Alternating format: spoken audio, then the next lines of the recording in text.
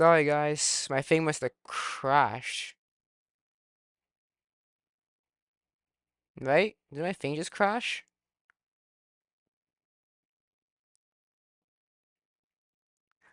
Oh shit, yeah, my thing just crashed. Oopsie daisy. My thing just crashed.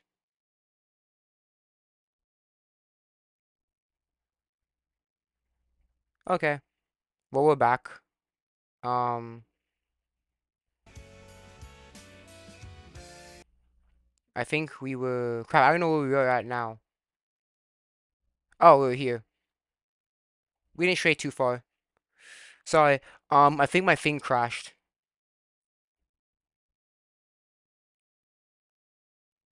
Yeah. Alright, so we're back in it. I think what happened is my thing just crashed. So that's why I did a little restart. So yeah, my computer just did a little restart. So I want to know if everything's back to normal. Yeah, I apologize. I'm gonna download that. I'm actually gonna download it. What I'm gonna do is I'm gonna download that part. I'm gonna download my previous stream, and then I will just chop it up and then combine them. I'll just combine them. That's all I'll do. I'll just combine them. Oh, new feature. Click the bell to activate to notify when a game is released. Oh, it must have been updated. The Opera GX. But anyways, where was I at? Oh yeah, so yeah, I don't know. Eren never did anything bad to her. She never even insulted her.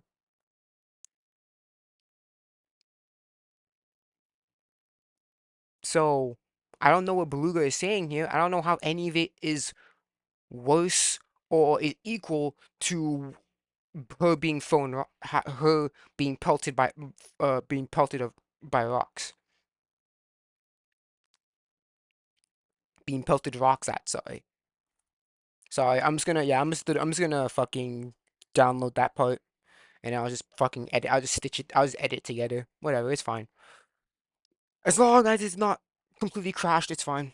So I think Over it's time, this was also brought up in my debate to get lost. He asked, why would yeah. I'm gonna ignore this because I already made a counter argument on on the previous stream. Historia do what he didn't want to do? Well, I know what's funny is that Eren, as Well, is brought up explicitly, is doing to other people. Right here. again, it's not me. It's him. His frames are dropping.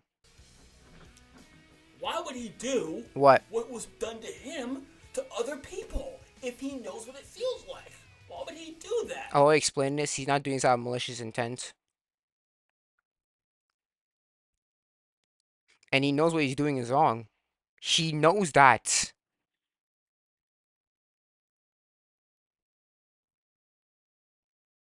That's what we have 131 for. That's what 130, the flashback of 131 was for.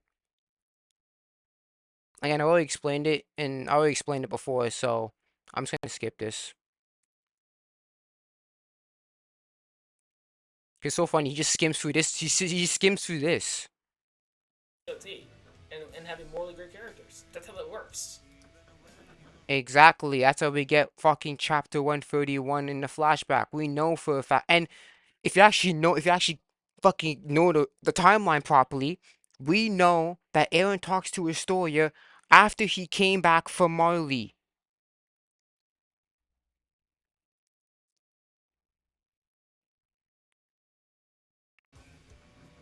Especially since the action is, and secondly, as far as them being married, like they got married later on, as you can see. It doesn't matter. You still that child's still born out of that child is born out of wedlock. I've already I said I already pointed that out before. Just because they marry later on doesn't mean you're born out of wedlock. You're still born out of wedlock. That's not the issue here. It's having a child born out of wedlock. That's what she's explaining here. Anyways, skip because I already fucking spoke about this. Just that my fucking things restarted. I already spoke about this. Off any suspicions from Man Piece. It would have. He wanted to say something, because the fact that he's leaning towards the mic, he would have said something. For like doubts and suspicion is not a complaint. People say, "Oh, he threw rocks," and thank you for bringing this up. Again, downplaying the danger of rocks, because people actually die from rocks. It's called stoning. Look it up. I mean, I did it. I did the job for you actually. It was actually an execution method. And we just saw from chapter 89 that that same thing happened to Ymir. And look at her. She was all bruised up, bloodied up, teeth missing. I keep trying to remind Again, skip this because I years, explained not a this. single complaint from this guy. 4 He has no right to complain. Who cares if for years? He has no right to complain. Would you be friend? Would you be friends with a bully who threw rocks at you? No, even if no one befriends a bully, even if they fucking pushed him, even if they pushed you, shoved you, and take your money and shit, right? That's not gonna fucking kill you, right? But rocks will. Who cares if it's years? He has no right to complain. free, meanly, head down, not complaining. 4 Again, no, he has no right to complain. If his story was super petty, if her story was very petty, she could have got him killed. Who cares? This happened as well. Let's continue. A completely disproportionate response for throwing some rocks at our music. Yes, again downplaying the danger of rocks. Rocks can kill people. Look up stoning. Oh, but Eren, but this. Yeah, but Eren never bullied her, much less insulted her out of malicious intent. So why would you think that he's being malicious to her now? Let's go back to 130. This What? What is it? What did he do to her? What did he do to her? Did he hit her? Did he insult her? What did he do to her? And and how does that equal to being having rocks pelted at you or pelted at her? Sorry. this nonsense. But is this romantic? Is this the girl? Is this Who cares? Even if it wasn't romantic, even if it wasn't romantic, it even if it wasn't supposed to be romantic, it's still not worse than having rocks thrown at you. this is the guy he fell in love? She fell in love with this guy? Yeah. Hmm. Yeah, but did Eren ever insult her? Did he ever hit her? Did he ever abuse her? Did he ever throw rocks at her? No, he did not. He didn't even insult her.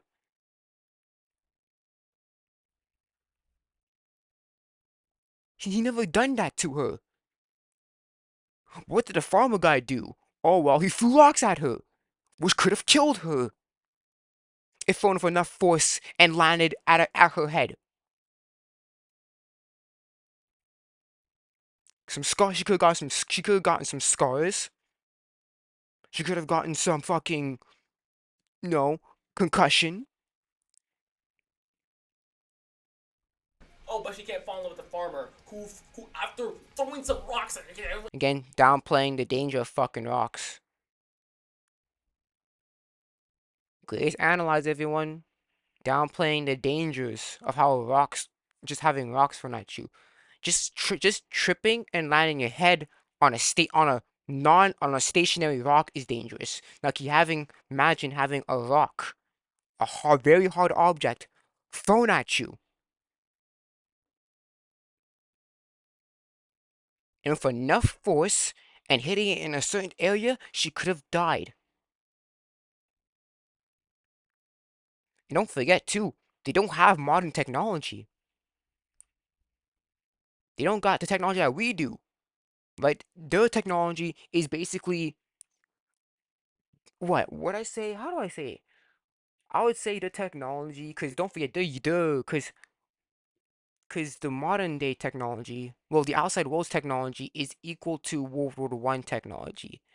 and the parody are 100 years behind that. So yeah, with the technology that they had, she might have not actually survived it if she actually got hit in the head. Because those rocks could have fractured her skull. And do you think any of the doctors could fix her?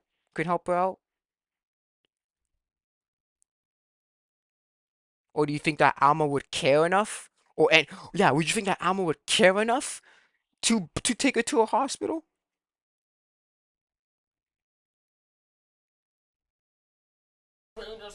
All he did was throw some rocks at her when he was like 7 years All he did was throw rocks at her, downplaying the danger of rocks. old. Works for her for years. Craziness. Anyway, that's and no one said she fell in love with him. She did. She had a child with him and ended up marrying him. She did love him. Had the child so she could do the rumbling. That's Nope. How does you're a fucking idiot. You are legitimately a fucking idiot. How does her having a child, how does the child help the rumbling? How? Eren doesn't need the child. He doesn't need her. He doesn't need the child. He got Zeke. And even when Zeke died, Eren was somehow able to transform into a colossal while eating almond, meaning that he should have no problem reactivating the fucking rumbling.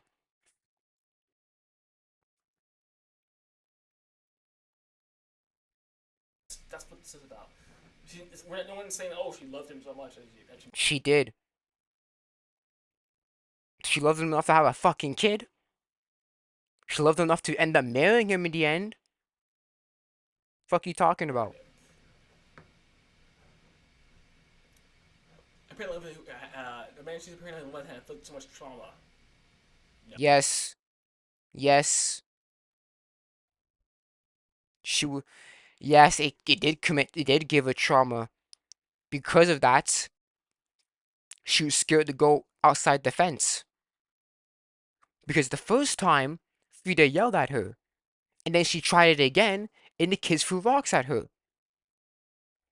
That trauma caused her to not go outside, do not leave the fence. Not go over the fence. Yes, they did traumatize her. And then also, yes, it added on to the trauma of having an unloving mother and an unloving grandparents. Yes, it fed into the trauma. Yeah, the trauma Exactly. came from her family, not from the rocks being thrown at her. Yet, oh, you're fucking idiots. You are fucking idiots. Do you not read what she just said? It says it fed to the trauma. Let me go back here. Let me go back because this guy's a fucking idiot. Oh my goodness.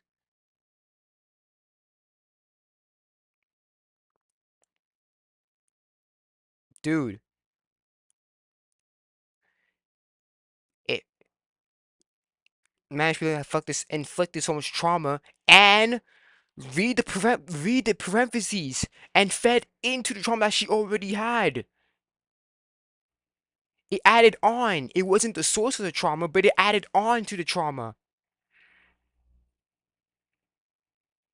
Historia, first of all, Historia did not even, she did not know her father, right? Her mother didn't love her. Her grandparents didn't love her. She tried going over the fence. Her sister yelled at her. And then when she tried to go over the fence again, she got rocks thrown at her.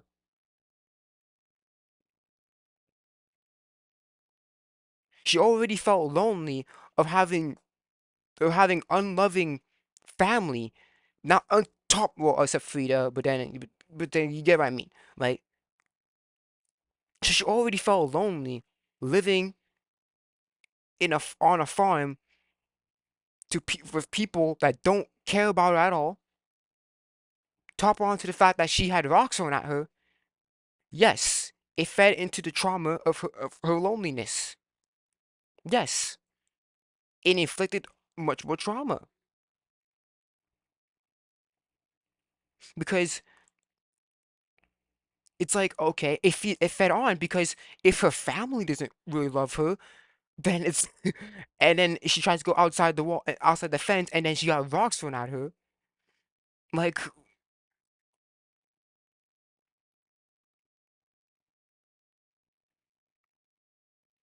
Like read the parentheses. It just fed. It added on. It wasn't the source of her trauma, but it added on to her trauma.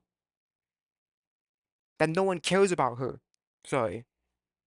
And Fida wasn't there 24/7. She had to sneak out.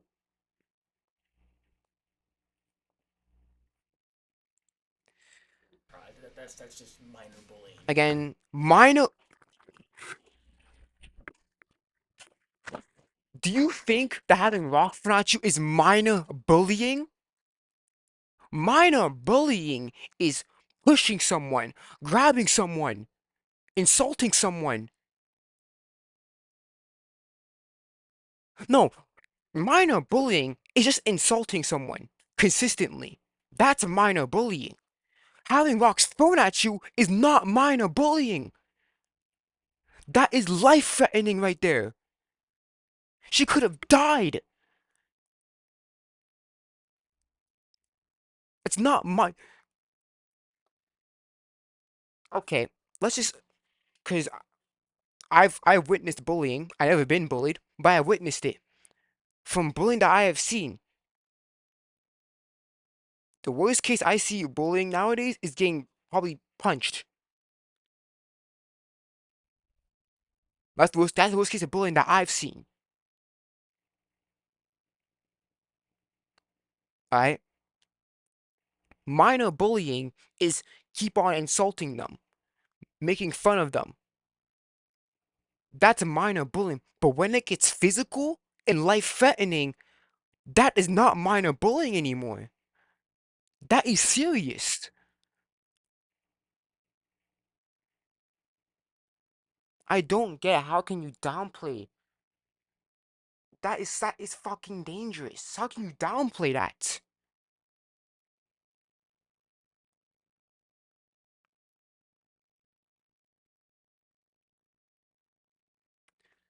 Ay, ay.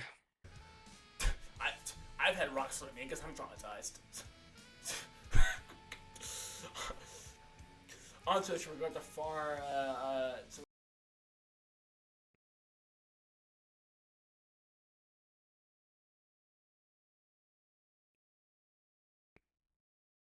Every person's different. Just because you weren't traumatized doesn't mean the next person's not gonna be traumatized.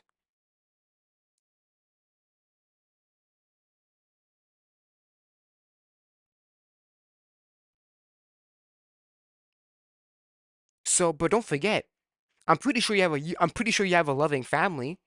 But I'm pretty sure you have, sisters, brothers, parents that love you. So the trauma of you getting thrown rocks at is not as worse as Historia's.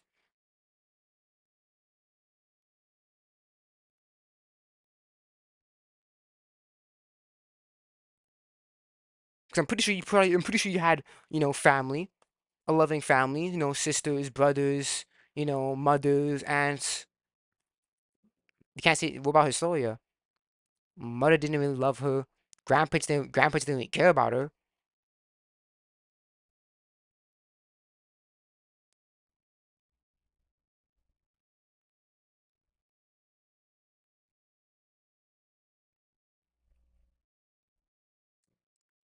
too much trauma, to inflict so much trauma onto her that she regarded the farm animals to be her only friends. Yeah, Yes, yeah. When someone's farm animals are your only friends, I promise you, the bullies you see in the afternoon are not the problem.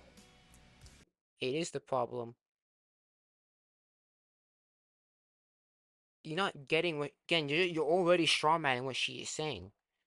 She is saying that her being bullied by the by the kid by the her being bullied added on to her loneliness because yeah, she got bullied, but what okay, let's just say okay, she got bullied, right? And she told her mom. Do you think her mom would do anything about it? No. Do you think her grandparents would do anything about it? No.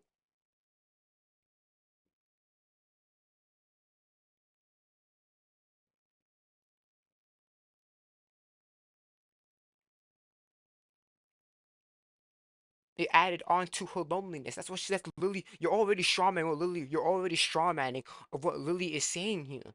She's saying that the bullying added on to her trauma.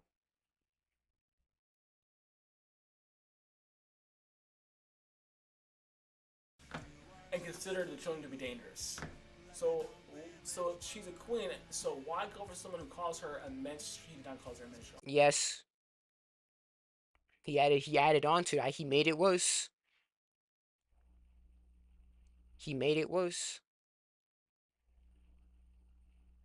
Immense trauma when she had other suitors who couldn't have caused her harm. A, because all he did was throw rocks at her. Downplaying it. Don't forget, you could have died by getting those rocks thrown at you.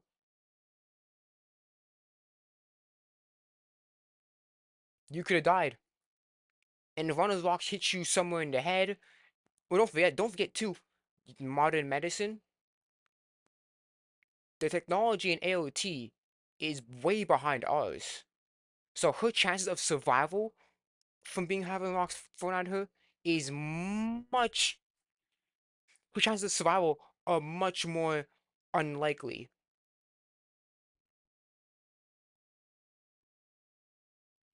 I want to see how easy to compare to it. Decades ago, worked Not decades ago.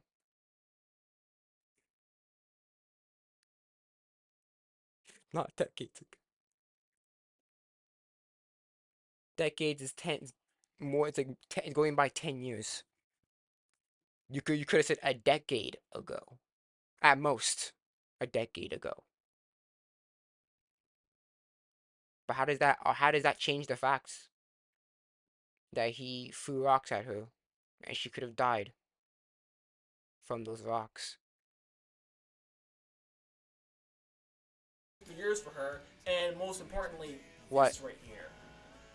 That's why. What? What are you talking about?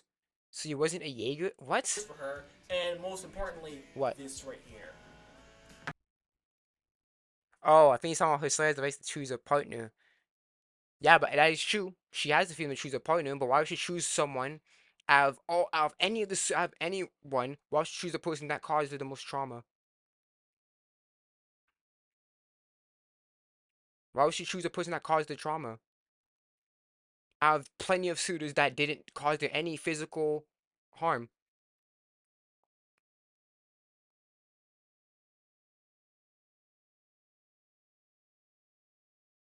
That's why. Oh god. It's seemingly out of character for Sora to give a chance to a man who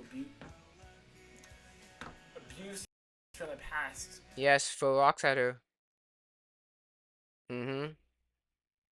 And be with him simply because he worked at the orphanage. Yo. Oh god. He simply worked at the orphanage. Nothing special. Exactly. You were completely wrong. How's she completely wrong? It's so funny. Has he ever apologized? I want to know. Has he ever apologized in any way?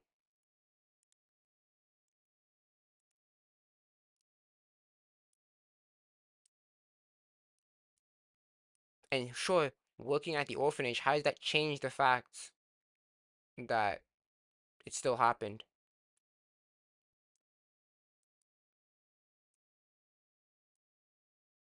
So she's a young queen, right? So she most likely had plenty of people that wanted to be with her. Why would she choose him? Person that bullied her.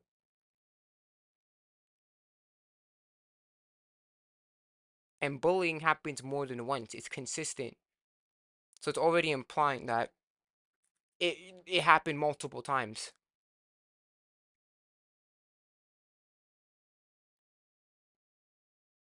Because in order for bullying to happen, it has to happen more than once. It has to keep on going. Therefore, it's implied that she's been bullied multiple times by him. It's manual labor too. As you can see, he's obviously doing manual labor. So he's doing menial work. It's like you don't really need skill to do that.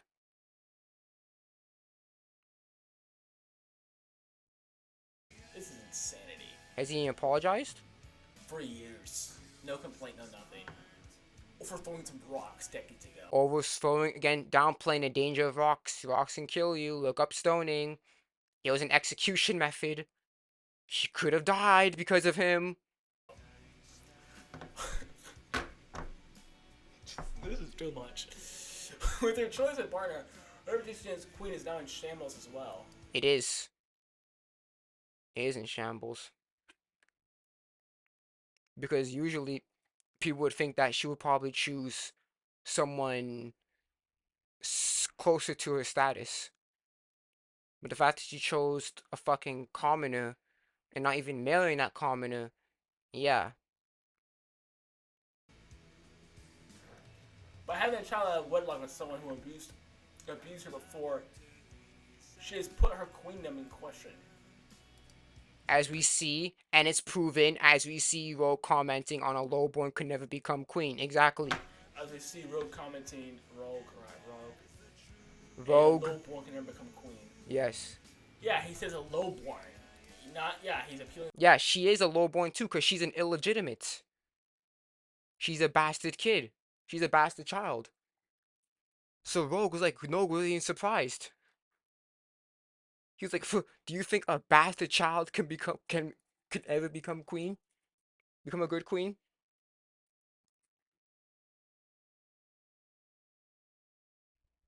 To her status as a bastard, not as her gallivanting with this person. Of course, that was part of it. Oh, you tried to edit that part out. Yeah, it was a part of it. That.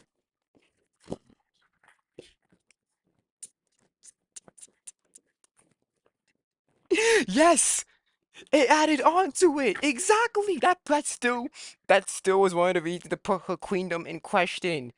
Yes. Yeah. Yes. That's the whole point. She's not saying that was the main reason, but it was a part of it was one of the it was one of the things that put her queendom in question. Yes, and you literally just admitted that.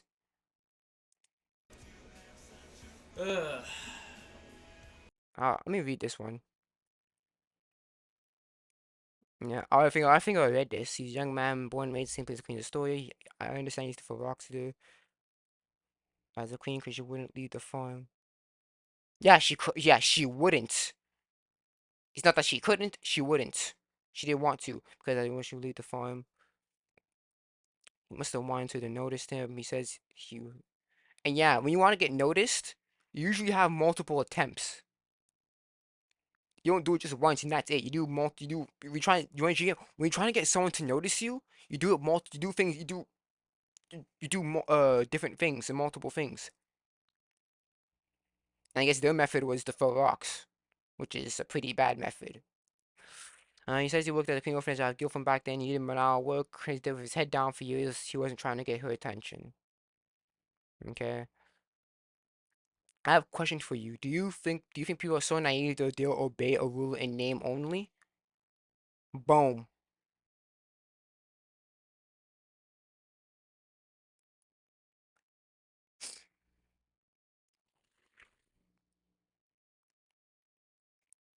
Just because she has the name doesn't mean that she would be a good ruler, or they will actually listen to her. You gotta have you gotta show it through actions that they can trust you as a ruler. Ay, ay, ay. Okay, so Roeg suspects the plan, the Historia plan plans to summon a rule to avoid tyrannization. Oh, he skipped it. He skipped the first paragraph. Again, a pregnancy and choice of partner is not explained from a point of view, and it's only explained by the MPs. As I stated, information could have been proven to be false any time, especially considering just how many red flags to what MPs consider as truth. Rogue, the speaking MP, the balding dude with glasses, suspects that Historia had planned a pregnancy with someone in order to avoid titanization. We are shown a panel of what he believed. A hooded figure suspected young man is watching Historia. Apparently talking to the unnamed man as he appears embarrassed and nervous. We don't know what they even talked about, and is after all, from the MP's point of view, this is just what he expected. The truth hasn't been revealed yet. Yeah, so this is hypothetical. This is Vogue's hypothetical.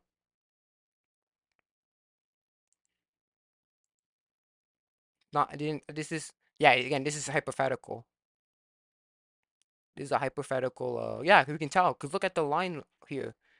When you look at the panel, it's like a bunch of horizontal lines, like a TV. And then we see the same thing here when he's thinking of Yelena. So yeah, this panel not even fucking, this panel didn't even actually happen. It was just Rogue's imagination of what could have happened. Shit. But my bad, because I thought this panel actually happened, but it's not. It's just Rogue's imagination of it, of what could have happened. Or hypothetical. My bad. Yeah, like exactly what we talked about in 130. Okay, but let her explain, because she will debunk that.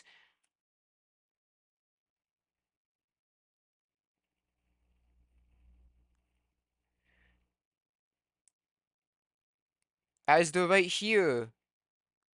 The wine plan.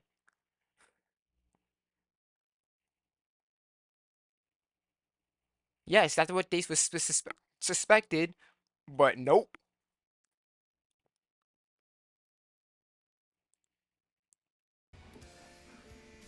And we're showing a panel of what he believed. A hooded figure. See, this is what I'm talking about. This right here. This right here is a real mistress of independency. A hooded figure suspected to be Elena. You're a dumbass, because suspected doesn't mean it's actually Elena. It's on being a suspect is just being a candidate. Just because you're a suspect doesn't mean you're the criminal.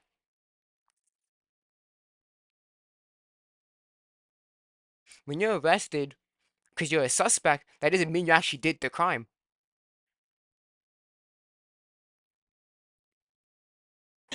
Is watching his story and apparently Yeah, suspected, meaning that it's presumed to be her. But then again, we know that this panel here is just an imagination. This is just Rogue's imagination. Cause look at, pay attention to the art here. When we pay attention, you see horizontal lines, as if you're seeing it from a TV. And then when you talked about Yelena, and presuming it could be her, we see horizontal lines surrounding her.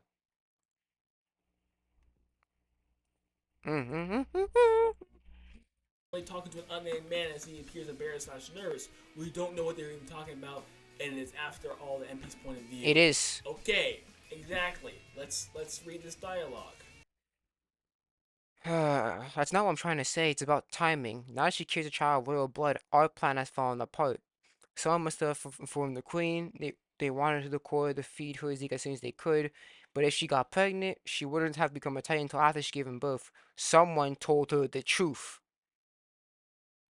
And it's so funny. Isayama purposely put this in bold letters. That someone was not Yelena. That someone was Eren. That's why he went to the, that's why he went to talk to Historia in that flashback in 130. He told her the truth.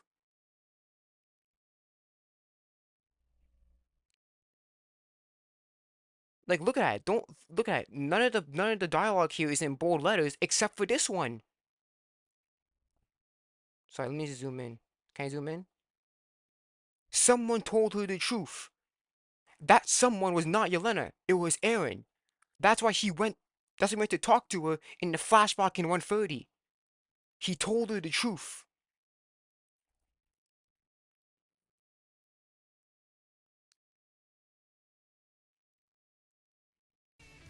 That's not what I'm trying to say. It's about the timing, which is why Historia lied about the due date. No. Why would Historia Why would Historia lie about the due date? If she actually loved the farmer and if she was actually legitimate and loved the farmer, why would she lie about the due date? lie about the due date if it What? was a love child?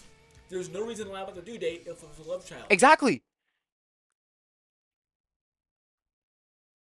Exactly. There's no reason to, yeah, you're right. You're right. There's no reason to lie about the love. Yeah, exactly. So if she had the farmer out of love, if she truly loved the farmer and had her child out of love, then why did she lie about her due date? Yes, exactly. She lied Why? about the due date Why? because What? the timing What? was right. Now that she carries a child. So Tyron was right about what? The Tyron was right about what?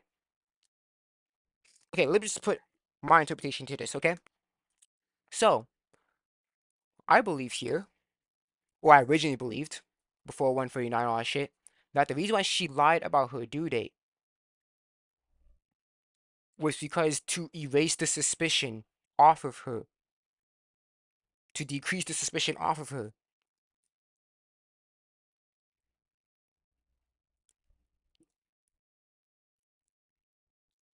Because we know for a fact, and I'm pretty sure the people know, the other people and pretty sure the characters in the story know that for that fact, that Eren left again to go back to Marley 10 months ago.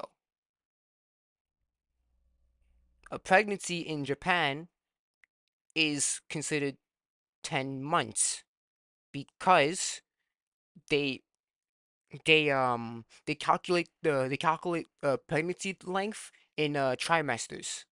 So it's considered it's rounded up to 10 months. So in order to decrease suspicion off of her of Eren, her and Eren meeting up, she lied about her due date.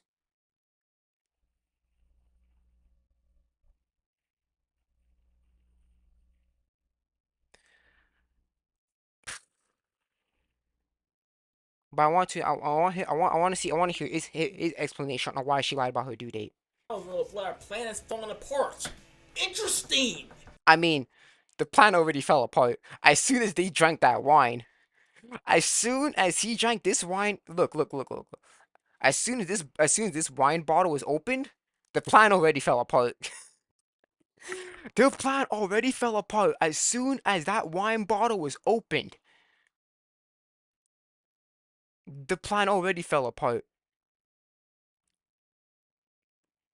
They thought that the plan fell apart when Historia was pregnant. But no, no, no. The plan fell apart as soon as the bottle was open, as soon as they took a sip of that wine. As soon as that wine was in his stomach, the plan already fell apart. Rogue only thinks that the plan fell apart when she was pregnant. But no, their plan fell apart way earlier when they took a sip of that wine. So their plan already fell apart way before Historia, even before Historia got pregnant.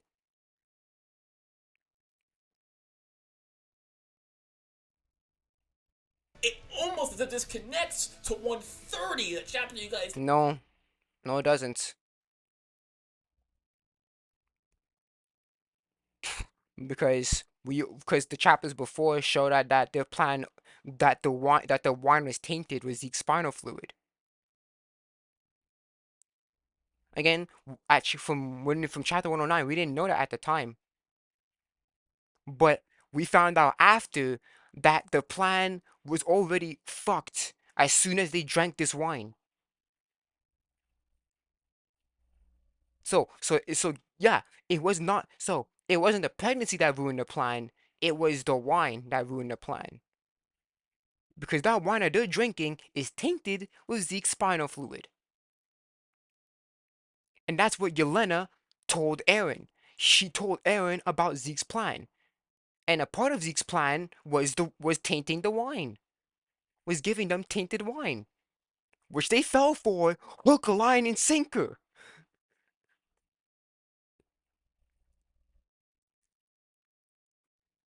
Love so much. Right here. Our plan has fallen apart due to the pregnancy. No, it didn't. The plan fell apart because they drank the fucking wine. The plan fell apart way before she got pregnant. It wasn't the pregnancy that ruined the plan, it was dumb drinking the fucking wine. because the wine that Yelena gave to to the military is fucking tainted with Zeke's spinal fluid. It was not the pregnancy that caused the plan to fall apart. It was the wine that they drank. It was the wine that Yelena gave them, because that wine is tainted. Again, he's the greatest analyzer. I don't know how you had fucking thought of that. Because we know that we go on chapter 130. He went to Yelena first, right? Because Flock is right behind. Flock is literally just outside the door, right? So, look, Eren, the way to save both Elwood and Elia is the euthanization plan. Seeing this through is the only way. Only the ones who drank the wine, spiked with the spinal fluid, are the military's top brace. The ones who try to stop our reforms, Zeke believes in you. You should believe him too.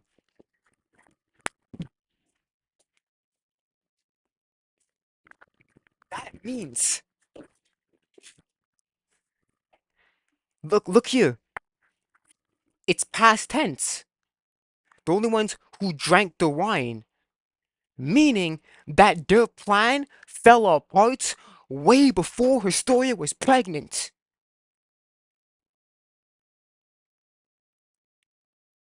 And it's in the same fucking chapter. But no, you're not focusing on what she said here. You're just focusing on fucking this part here. Go up and read the dialogue.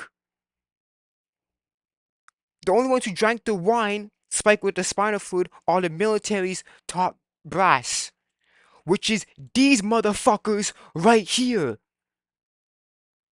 Their plan fell apart as soon as Yelena gave them the wine. And look at that, she said past tense, meaning that they already drank the wine.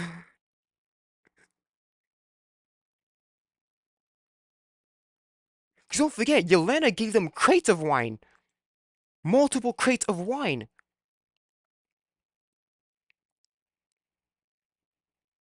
And we already know from Nico's reaction and Falco's into Titan that they still had some tainted wine to spare.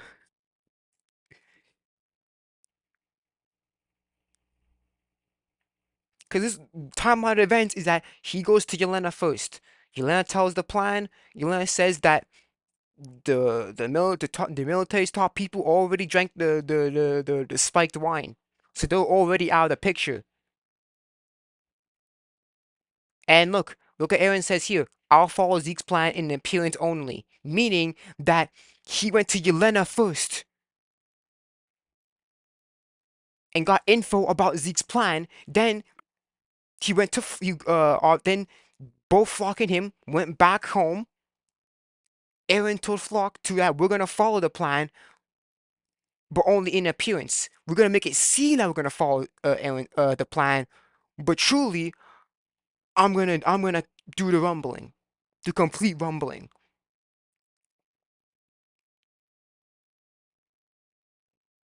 That's the issue here. He's strawmanning it and only focusing on these parts here, or the Historia parts, not realizing the context before and the subtext before the stuff.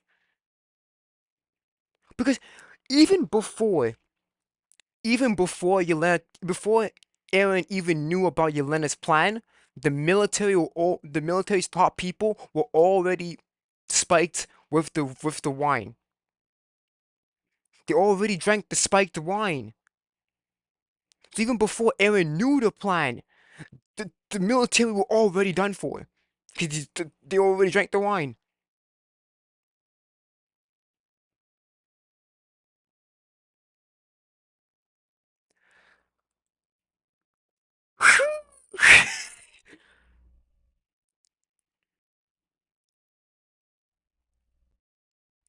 The timeline of events. This is the timeline here. Eren goes to Yelena first, right? He has Flock hide behind, hide behind the wall, out of sight. They listen to the plan. After he listens to Zeke's plan, they both go back home, and then Eren tells what's gonna actually happen. And after he tells Flock what's gonna happen, he goes to Historia.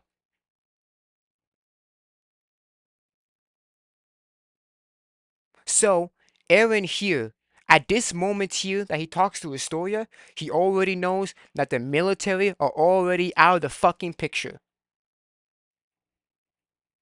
He already knows that Zeke is gonna be safe.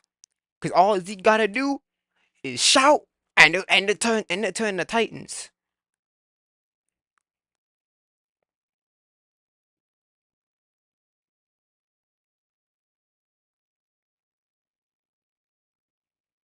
That's why he's willing to fight the MPs.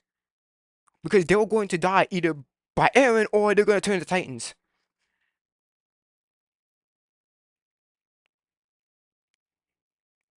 They're already gonna turn into Titans, so her safety is gonna be secured.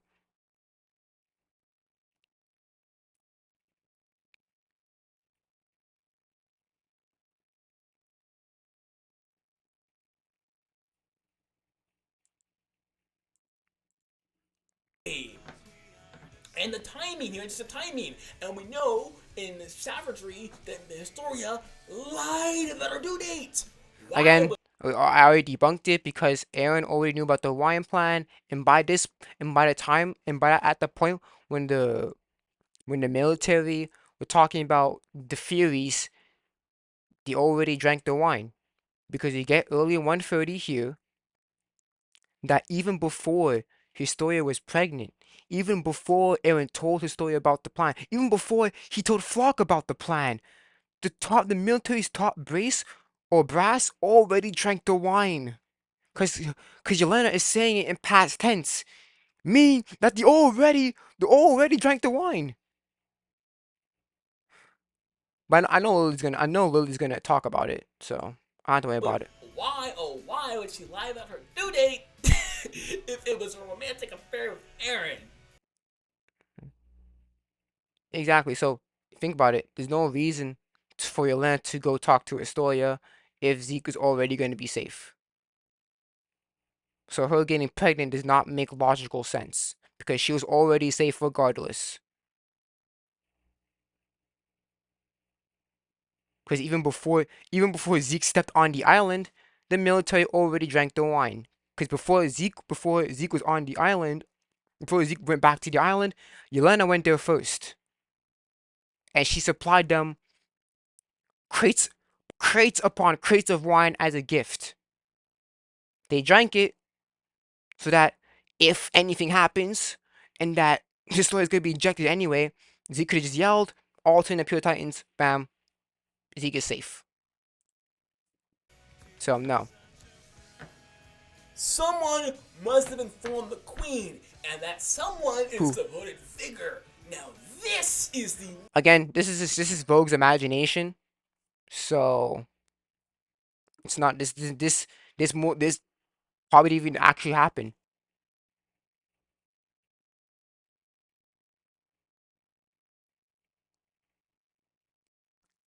Mm. real, real mystery. You see, What's the what what earlier, what? we speak of this man like it's already set in stone. He's been checked out. Oh my god, dude. That's just the way she's writing it. She's like so she's basically like this. She concedes like, "Oh yeah, okay, yeah, yeah, yeah. The farmer is the father, but then there's so many things against it." That's just the way that she wrote it. She was being sarcastic.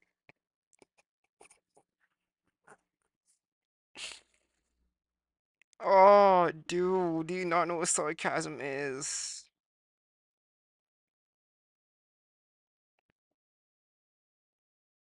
It's dramatic irony, dude.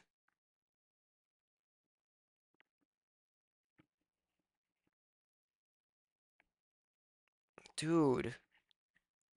It's sarcasm.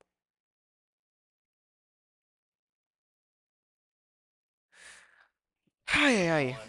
This is someone she hasn't married him. This person is spoken of plain like everyone knows. And don't forget the timeline of don't forget when she wrote this. She wrote this September of last year. The ending of Attack on Titan. The ending of Attack on Titan was 2021. She published this analysis of September. Let me just go all the way up there to show you guys.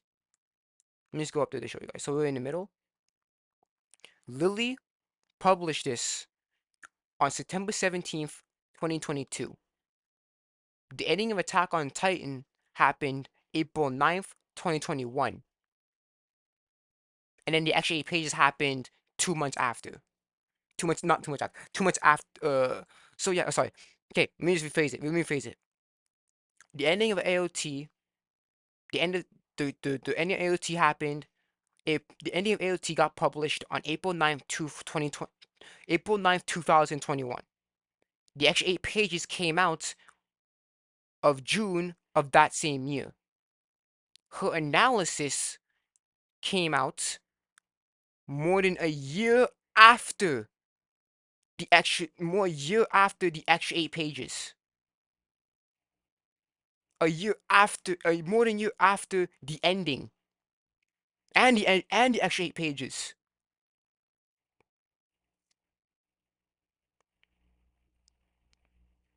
She didn't write this before the ending occurred. She wrote this after.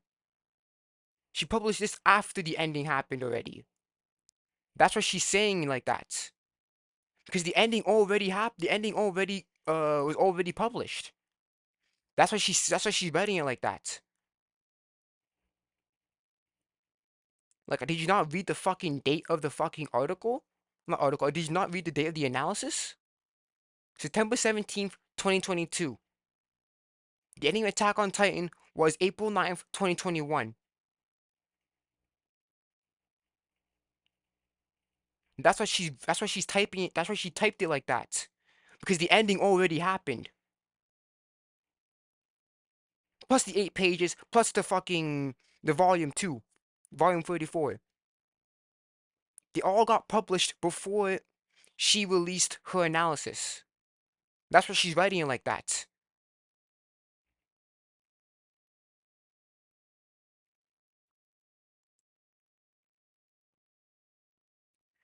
Die.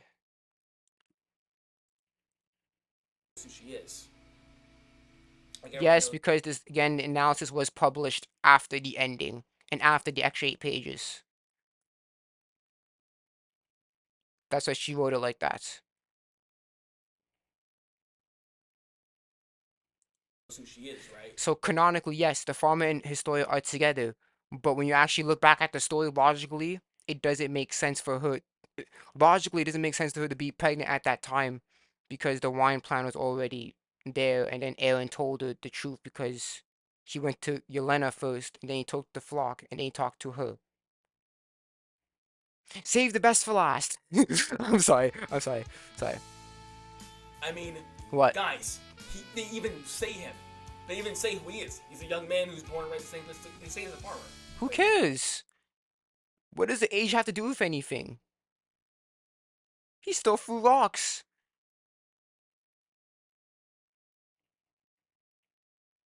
So? oh wait, this one. This is What did that change? that's for sure. Yeah.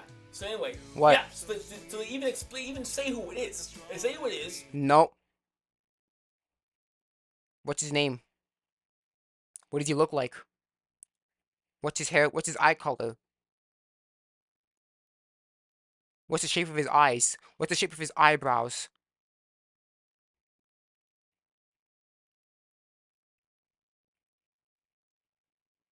We don't know his face. We don't know his name. He doesn't even have a face. What's his name? What is his name?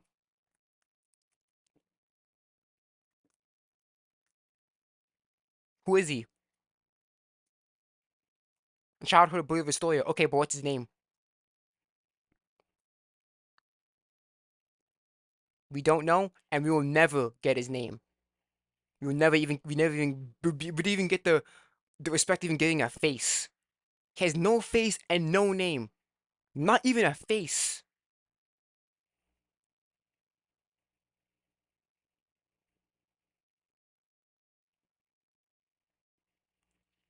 Explicitly, it talks about how you already know who he is. The person Yeah, but what's his name? They never said what his name was. Oh, his name is this, and this is how he knows Historia. Isama could have put his name there. She could have easily just added on the guy's name is this, and how he knows Historia is from this. It's from the bullying, all that shit. Isama could have gave him a name. He didn't even do that.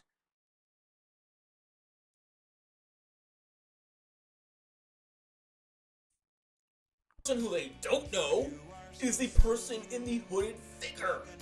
And they say if she got pregnant, she wouldn't be a Titan until actually give birth. Someone told you the truth.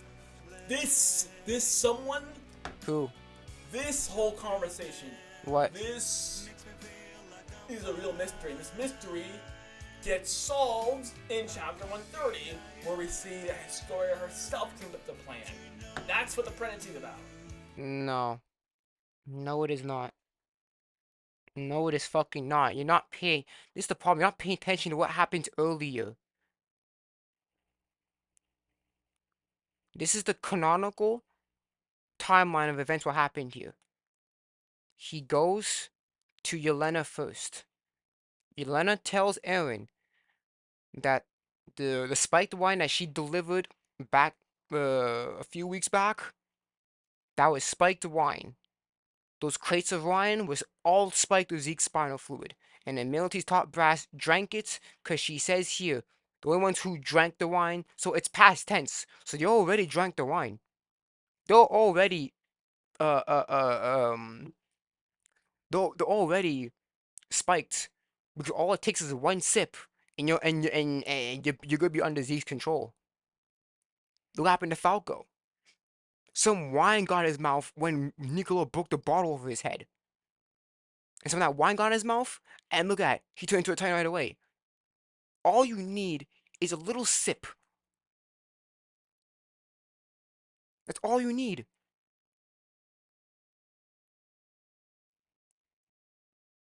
So, this is what happened here. Canonical timeline of events here. So, Eren goes to Yelena first. Yelena tells Eren about Zeke's plan.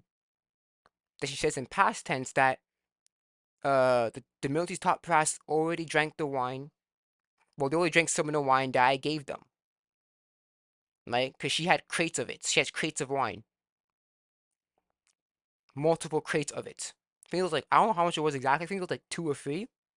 But anyways, yeah, it was crates of wine. Right? So, so she gave them, the military top brass, crates of wine. The military already drank it from this time. Meaning that they're already going to be under Zeke's control when they turn into pure titans. All they need is a yellow. All they need is a yellow. It's a little shout from Zeke, and they're under Zeke's control.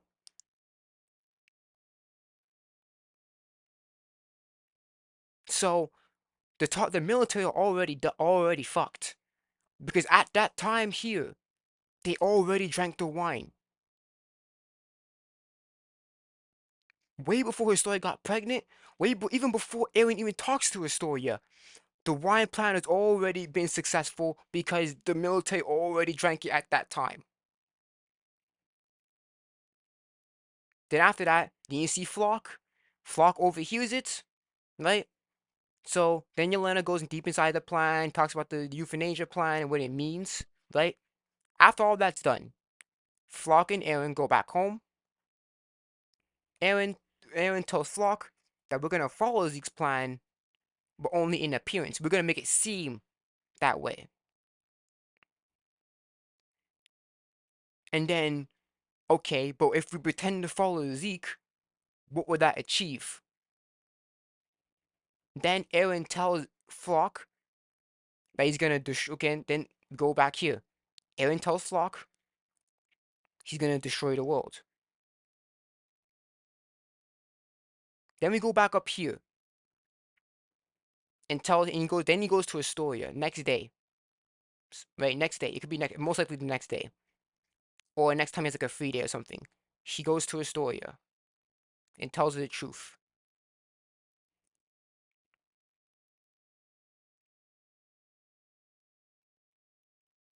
And then he tells her that we could fight the NPs or to run away. Because you're already going to be safe because because the MPs already drank the wine. And what Eren means by this is that they're mostly going to turn into pure titans, right? Because as soon as Historia steps foot, or as soon as Zeke steps foot on the island, you can say that, yeah, let's feed her right now. Then Zeke can yell, and they all turn to MPs.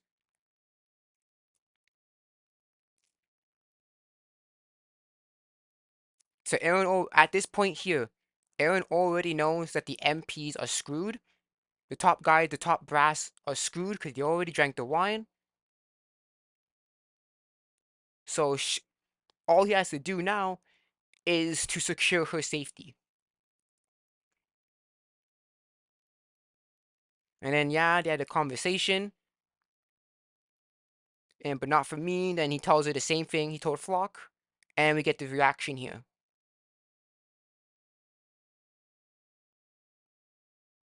And then what happened? Then the conversation continues on. Then obviously a few months later, we see Zeke and Eren talking, and then he thinks back at that moment, right? He keeps on thinking back at that moment, so we don't know what happened between. We don't know the second half of the conversation. This is the basically we knew. Historia asks him.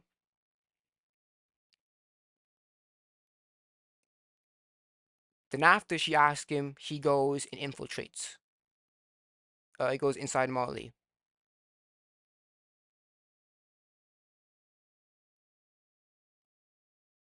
Yeah, I understand. It's like a fucking gigantic puzzle, but chronologically, it's Eren meets Yelena. Yelena tells Eren about the military already drinking the wine, so they're screwed, right? Goes to Flock, tell him what he's gonna do. He's gonna bring ruin to the world. Goes to Historia, right?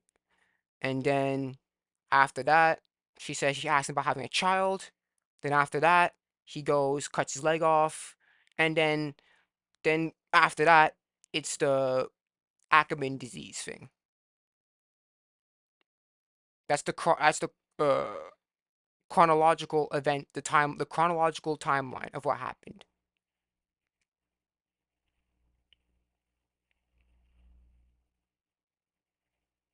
So that means that even before Historia got pregnant, the MPs were already screwed because they already drank the wine. They already drank some of the wine that she brought over. Sorry. So That's the premise of that plot. no. In any case, just missed everything I already had to read a question the transition of Historia's pregnancy. No. Yes. Yes. See, if you actually paid attention to 130 and actually tried to piece the fucking events together, you would know that the nature now is much more in question. Yes, it is. Yes, it does question it. Because, okay, so if it's not delaying the MPs, what is it for? Because their plan is already screwed when they drank the wine. So why did she get pregnant for? If it wasn't to stop their plans, if it wasn't to stop the MP's plans, what was it for?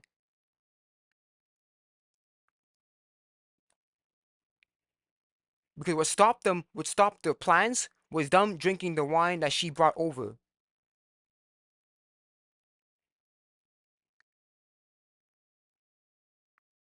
And we know that Yelena went. We know that Yelena and the volunteers went on the island before Zeke did.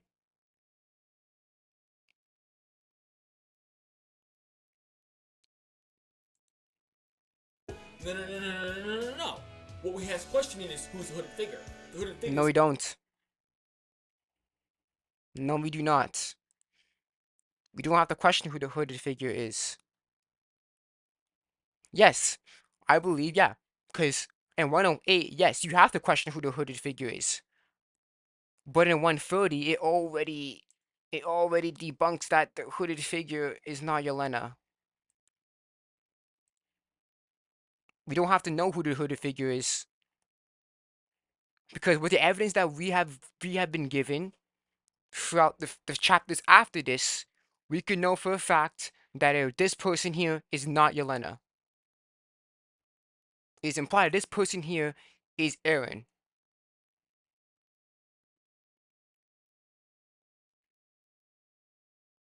And again, this is from Rogue. This is Rogue's imagining of the events that could have happened. So the hooded figure doesn't really matter. It truly doesn't matter. Historia. Historia is the hooded figure. Who? That's the Who? hooded figure. The hooded figure is Historia. Are you stupid? How could a hooded figure be Historia? But Historia is right here, dumb shit.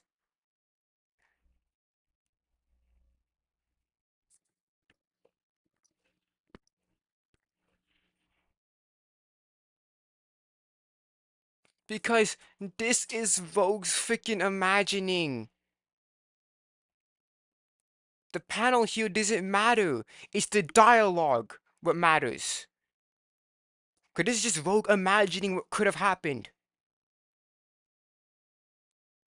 The image here does not really matter. It's the fucking dialogue what matters.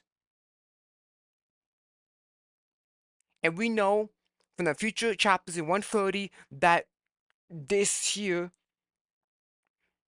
that this here is not true because the plan fell apart when they drank the wine. Because don't forget, Yelena supplied them with multiple crates of that tainted wine.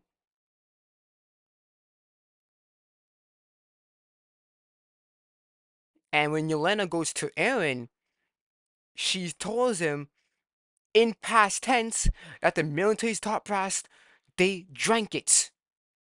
Meaning that their plan already fell apart even before Historia was pregnant. So the hooded figure here does not matter.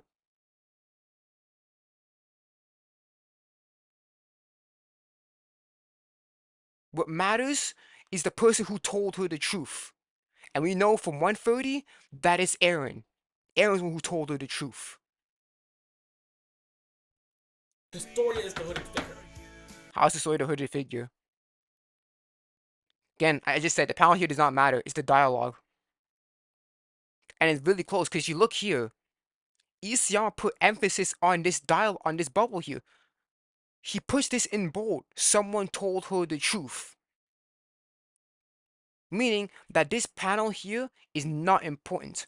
What's important is is this one right here. Is the bolded speech bubble. Someone told her the truth. And we know from 130, because this is 109, I think. This is 109. And we know that gets answered in 130 that it is Eren.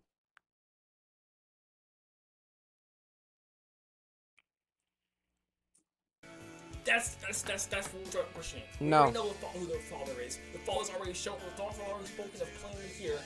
We've already explicitly told who the father is here. Explicitly, the father is here. But then why poke holes in it then? Why did Isayama make us doubt it then? Because as we learn, gosh, as we progress through the story, as we continue on through the story, there's more holes and holes and holes.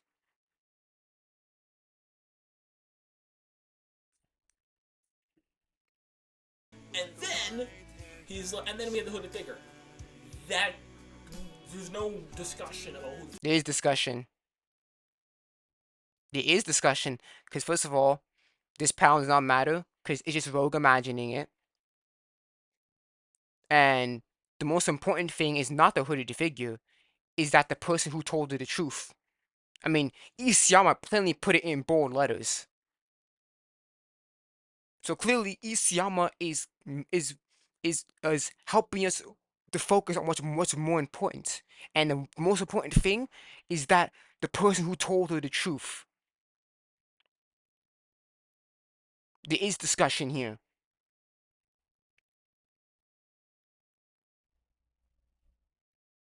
Because Isayama is leading us to say, don't focus on this, don't focus on this, focus on here. Focus on this speech bubble. Someone told her the truth. He puts that in bold letters. And we figure out from 130 that it wasn't Yelena who told us the truth. It was Eren. Because Yelena already had the wine plan, and the plan has already fall apart way before then. Months before. Because at the time that they're talking right now, at the time of the talking, but sorry, at the time that Vogue is talking about this, Historia is close to her due date, and we know here that Yelena tells Eren that the military top brass drank the wine already at this point, meaning that the plan fell apart months ago. Months ago, the plan fell apart. Even before Historia was pregnant.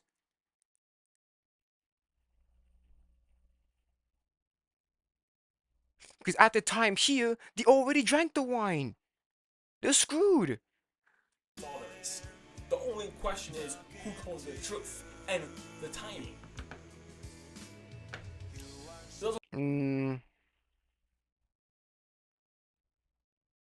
Yeah, I would say the timing's important. The person who told the truth is important. But then if you have 130, it doesn't matter. Because it doesn't matter about the... Okay, yeah, so 130, already debunks his theory.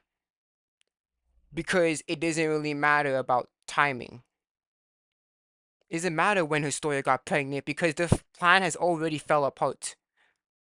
From the moment that Yelena came, on the island and gifted them the wine, and we know that she gifted them the wine before Historia was pregnant.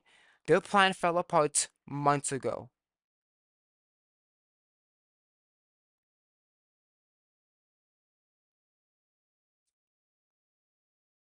So 130 already debunks Rogue's theory.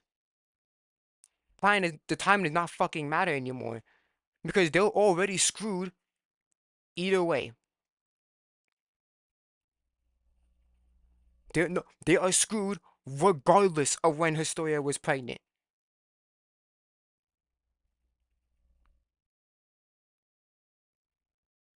It didn't matter. It didn't matter about the time of Historia got pregnant because their plan already fell apart. Because they drank the wine that Yelena gifted them all those months ago. There's also great irony in which how to MPs speculate pregnancy is sound argument, which we later discover how ignorant MPs truly were, how they were drinking the spinal fluid, to the way it's takes over the specialist and crushes into dust. He does. With 130, he does. He does because they already drank the wine even before Historia was pregnant. They drank the wine even before Zeke stepped on the fucking island. Yes. Their plan fell apart. Isayama, with 130, Isayama crushes Rogue's fury. Sorry, I'm pointing out my fucking my laptop screen. But with chapter 130, using chapter 130, Isayama crushes Rogue's fury to fucking dust. Because the timing of her pregnancy does not matter. Because their plans already fell apart. Regardless, the plan would have fell apart regardless of when Historia got pregnant. Because it wasn't her pregnancy that it wasn't because of the pregnancy that their plan fell apart. It was because they drank the wine that Yelena gifted them all those months ago that their plan fell apart. So and then guess what? It logically does not make sense on why Eren would tell Historia to get pregnant.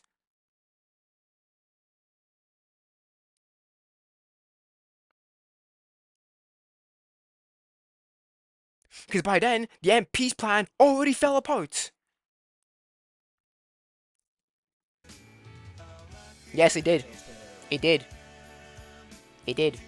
When talking about the study of Historia's pregnancy, we can't forget the one and only other person aside from this unknown man who's directly correlated with this, and that is in fact Eren. Yes.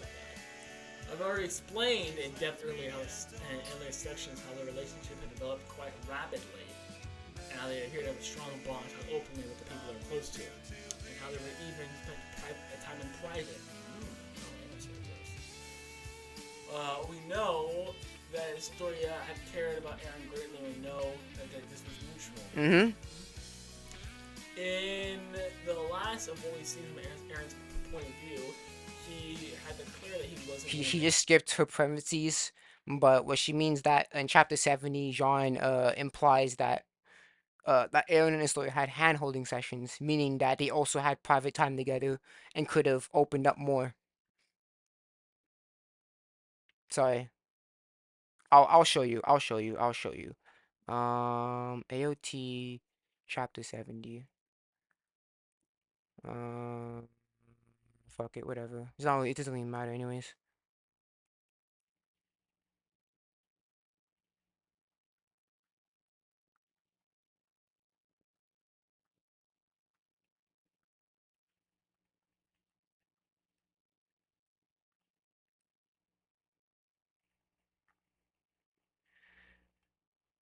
Oh shit, I fucking blew past it. My bad. No, I didn't. No, I didn't. Okay. No, I didn't.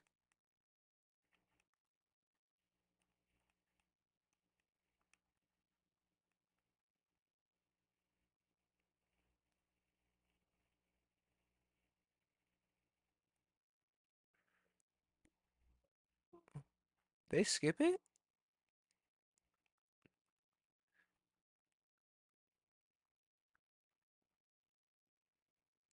Okay, yeah, this is what she's referring to.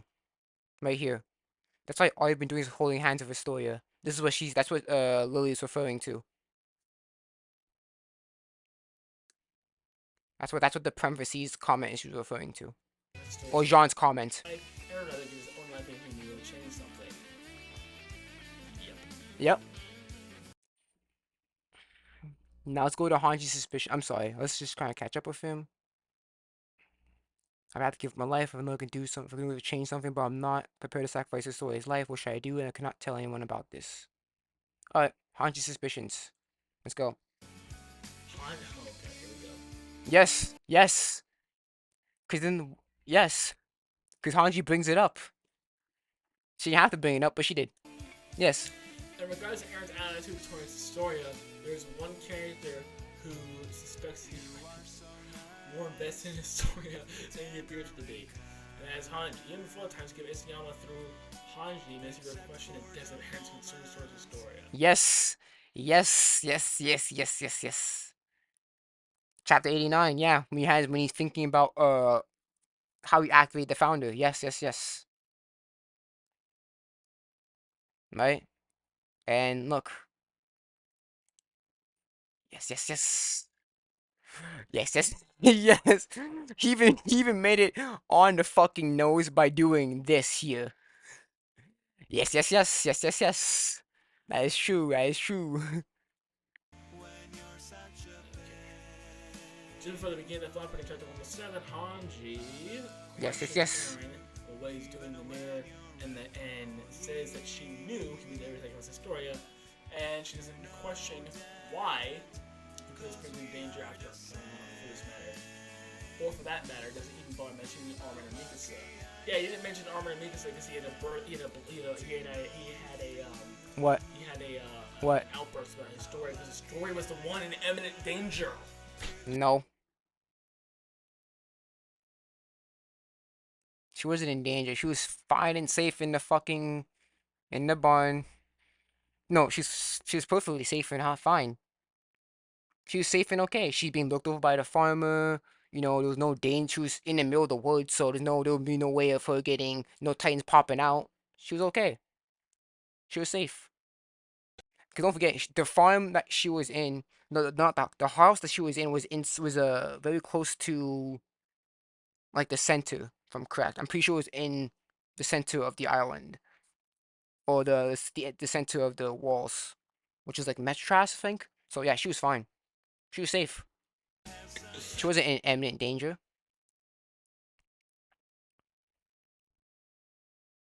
His friends were. His friends could have died. Sasha's died. Why did Hanji not bring up Sasha? And by the time they got to Liberio, he already knew what was going to happen. He already knew Mikasa was going to survive. Yeah, but Hanji didn't know. Hanji didn't know. She doesn't have future memories. She didn't know.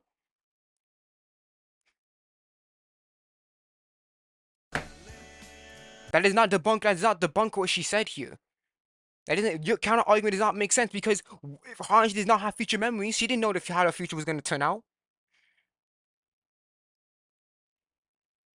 So Mikasa could have died there, yeah. But why did Hanji didn't bring up Mikasa? Or Armin? Or Jean or Connie? Or Sasha? Because she actually died at that time.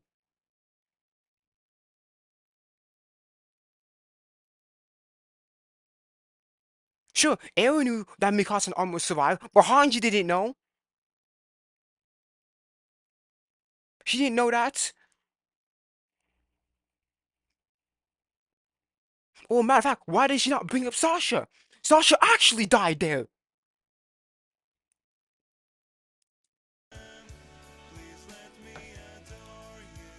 And if he's concerned for them, mind you, Eren's close friends, but instead he immediately signals at a story. Steering and concerned for them. Mm-hmm. Mm-hmm. And it's funny how the flashback starts when it's funny how the flashback starts as soon as Hanji talks about Historia. So we know for a fact that the flashback starts in Eren's head.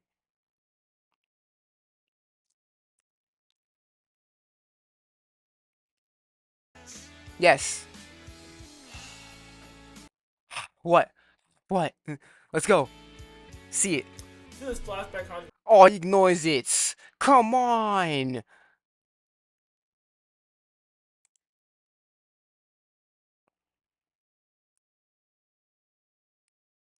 Come on. You just gotta ignore the highlighted areas. Look, Hanji's looking back at Eren. Eren is smiling. Hanji looks here. Hanji looks here. Hanji looks. Mm-hmm.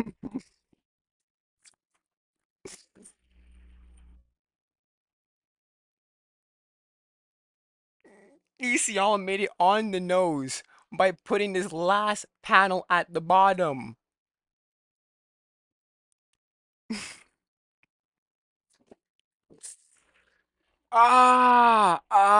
Yeah. Again, you're gonna skim through it. He's not gonna look at it because he has no arguments against it. Because this is objectively true. stare at Eren curiously when he's around story, specifically when he What?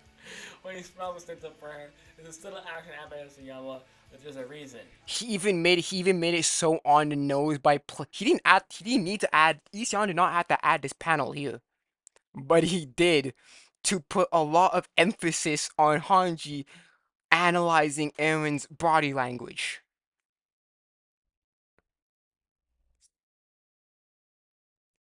Ishan did not have to put this bottom panel here, but he did. Because he wants the reader to plant this in their head, like, yes, just pay attention to Hanji observing Eren's actions and his attitude and his behavior.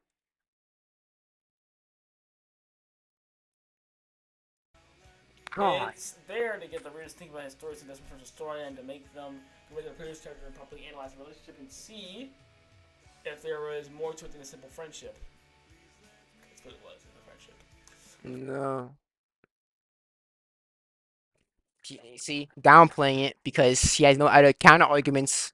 There's nothing that counters that, because so the only thing you do is downplay it. Flashback ends as Hanji once again ignores the fact that he put all his friends in danger and Liberio got Sasha killed and was his following.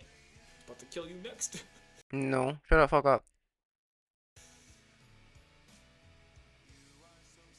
He talks about Oh, what did you say? What did you say? how she's in danger because of Zeke. Oh my god. Ah. But then again, Eren already knows that she's gonna be okay because Zeke will survive. Zeke will be fine. Zeke's not gonna be eaten because the military's top brass already drank the wine from way before Historia got pregnant, so they're fine. We haven't found another way yet. So yes, the time's almost up. But not moving forward, the attack on pretty faster than expected. I thought you and I felt equally rushed, but I still can't understand why you act on your own and put the island in danger. Do you not care about what happens to Historia now? So as Eren knew, he knows a question and saying, where about Historia? Said threatens. Oh, he threatens Hanji. I was told. See, this is funny. I see again. This all. See, this is what I'm saying. This hypocrisy. This. I'm gonna say this is honest. I think this is an accident where you're shifting your beliefs. So we're talking about Oh, just like you do? Just like you do? You do the exact same thing. Just like when you shifted your belief that Eren rapping the scarf around Mikasa for the first time, that it was romantic. So you're also a hypocrite. Shut up. Yeagerberg. Oh, it's Eren desperately trying to find a solution for the rumbling. Oh, Eren's trying to find a solution to the rumbling. But we're talking about Historia. Oh, The he's Yeager theory is completely different from the fucking ending this like a freaking theory. The Yeager theory is that the reason why Eren is destroying the world because he just wants to.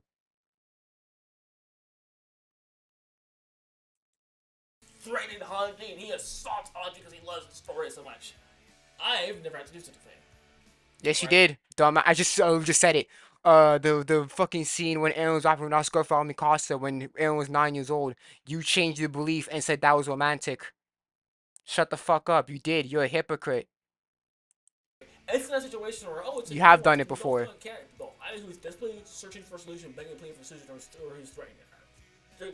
Those are mutually exclusive. You can't threaten someone and beg someone at the same time. Oh, please, please, please give me your money, please. Like, no. You're either threatening someone or you're begging them. And I just want to point this out to every single person who insults the idea of EM. I would love for you to take note of this hypocrisy. You're also a hypocrite too, dumb shit. You are also a fucking hypocrite. Shut up.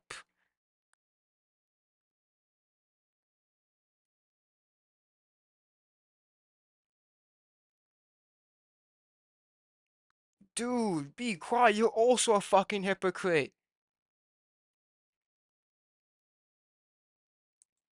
You cannot keep your story straight. We can all keep. Well, I can't. I can keep. No, you can't.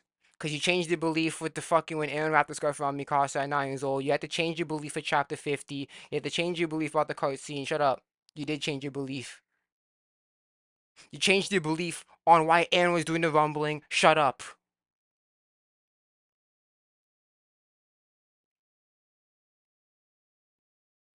You did change your Find the belief story multiple straight. times. So you are a hypocrite. Get anything straight. Can be brutally consistent. No, you don't. You don't keep your story straight. Anything. Nope. These people have to research all this. Also, you two, you're also part of you're also grouped in with these people. Shut up. Stuff to make their ship make sense. To make their ship make sense. Just like you, fucker. Shut up. Just like, oh, chapter 50, that scene was romantic. Oh, when Eren after Scar found the cross for the first time, that's romantic. Oh, um, fucking, oh, she did the rumbling to protect Mikasa. Shut the fuck up. You have done that multiple times.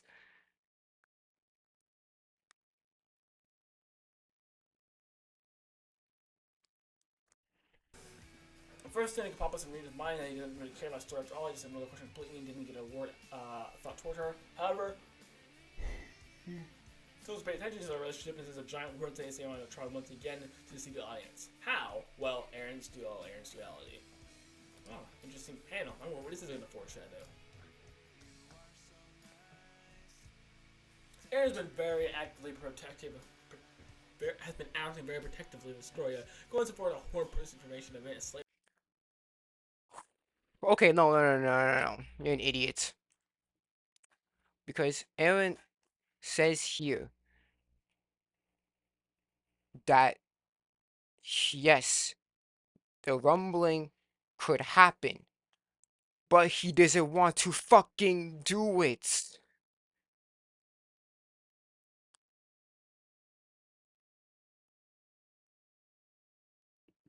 So can I zoom out? No. Whatever. Lily's gonna explain it. Lily's gonna fucking explain it. Cause yes, yes, Eren could use Zeke, cause Zeke is royal blood, to do the rumbling. But yet, when it concerns Historia, he's like, yo, let's look for every other option possible. There's two ways. You can really view this in two ways. First of all, Eren realized that the rumbling can happen, but he wants to consider every option possible before he'll have no choice but to do it. That's narrative right there. That's narratively speaking here. This is 106, this is 107. So yes, Eren could do the rumbling, but he wants to consider every option possible. Every other option possible that can guarantee secure the future of parody. Narratively, that's the duality here. Because if Eren does the if Eren but if Eren does the complete rumbling, yeah, then he doesn't have to worry about considering about any options. But in 107, we see here that he wants to consider every option possible because he's not an evil person. If he was an evil person, he would not have asked this. He would not have freaking considered all the other options possible.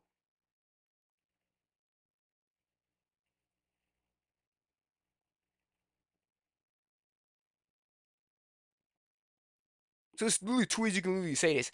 Narratively, yes, Rumbling could end all the fucking problems of the outside world destroying parody, but he doesn't want to do that, so he wants to consider every option possible that can guarantee the future of parody. Okay? If you want to think it on shipping wise, you could say that okay, Zeke he was okay with using Zeke, but with Historia, he wanted to consider all the other options.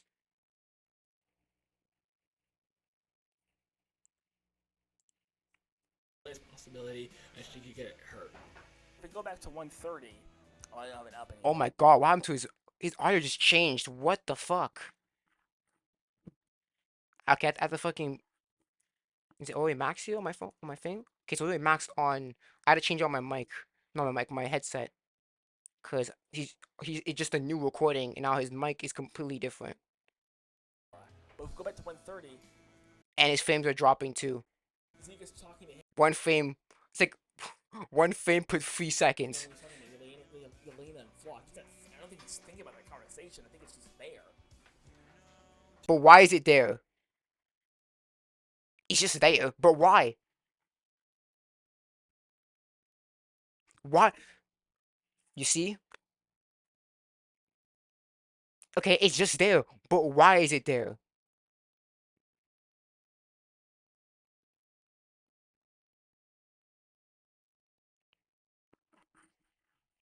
It's the reason why that fucking flashback is there. Why is it there if it's not important?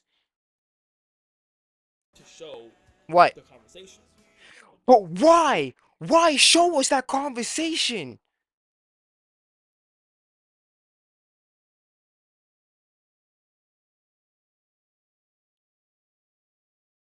Why show that moment? Because for us, it doesn't make sense for Hanji to talk about Historia when literally Sasha just died. So how do we figure out how do we know why Hanji's talking about Historia with the flashback and her analyzing Eren's behavior, particularly when something involves around Historia.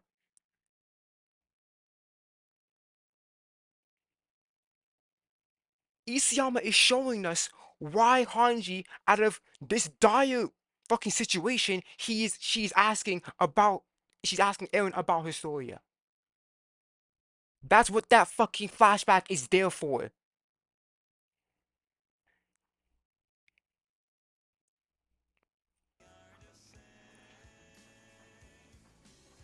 The fact that the story doesn't need Eren's opinion about her having a child with a man, she doesn't need to ask. She can just tell him. She knows what the answer will. She knows.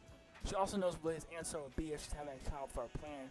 Since she had to listen to him say it right to her face. Yes, bro. Your frames are dropping hard, bro. It's not even me, it's literally him. Yes, with that, yes. Because Eren was against it even before Historia asked that question. So why ask that question if Eren was against it? Because Eren already knows that the wine plan is there and it's already been implemented and that wine plan is succeeded. So the MPs are gonna be nothing to worry about because they can turn into Titan, because they're gonna turn into Titans by Zeke, or Eren's gonna kill them himself. Doesn't matter. What's Eren's response? See, what's Eren's response? See, this is what the Hope Chats keep telling me. What's Eren's response? It's not shown. Yeah, it's not shown because she was shown being pregnant earlier on. No, you fucking idiot. She wasn't pregnant at this time. She wasn't pregnant in this flashback of 130. What the fuck are you talking about?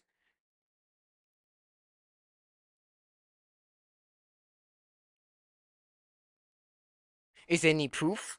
Any panels that shows that she's pregnant before? No, because at that time she was not pregnant.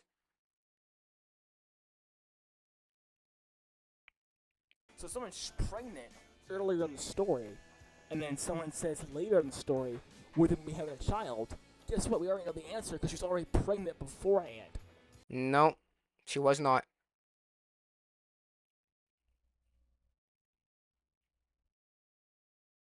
And not only that, you're just taking it out of context. We'll never know the second half of the conversation. So you're just assuming based off of your theory and how the 139 ended.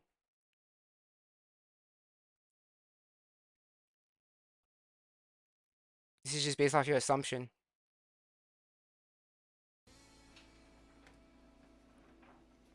The answer is we don't really know yet. No, we did know. He said yes. Great. Nope. He never said that. Because again, the wine plan was already in motion and it already fucking succeeded. Because even before Historia was pregnant, the MPs already drank the wine. So, well, some of it, because we all know that the group that Levi was in that kept track as he turned into Titans as well. That means there was some left over. Meaning that the MP, okay, what I'm trying to get at this, before she was pregnant, the top brats in the military already drank the wine, meaning that they're already doomed from that start, and the plan already broke. Eren knew that before he went to Historia. That's why he didn't need her to get pregnant. Plan and walked away Nope, he doesn't need her for the plan. I already said it. because she's pregnant. So? Is that confirmed what he thinks? No, it is confirmed because Nope, it's not. No, it's not. It's not confirmed what he thinks. Cause we never see we never see the second half of the conversation. We never see Eren's response to that. We never see Eren's response to that. It's only assuming. It's only at this point. At this point, your point is only assumption. We never see. We never see his act. We never see his explicit answer. Cause you know why? We never see the complete conversation. So we will never get Eren's answer. So your counterpoint right now, this section of your counterpoint is just an assumption. She had a child. I mean, I kind of see what he's saying, but still, we must understand that there's been a time skip Yes. between the end of their first conversation and Mm-hmm. 30. Mm-hmm. Yes, it is. And the start towards the baby questions. Mm-hmm. Yes. Mm-hmm. Because we don't know the time gap of we don't know the conversation that connects them. And we will never know.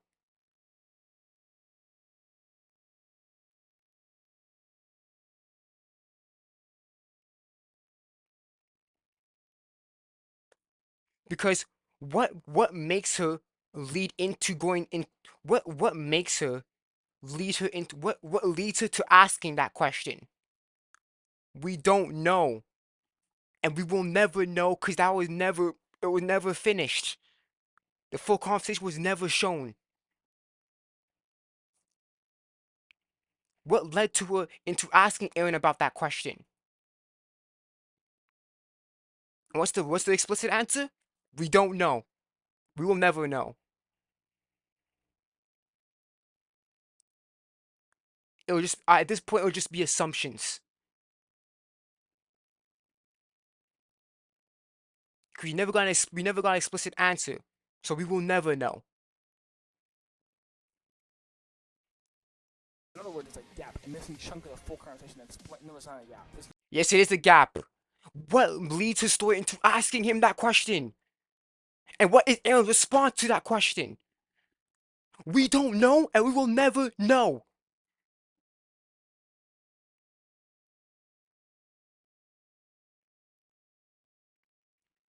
No gap.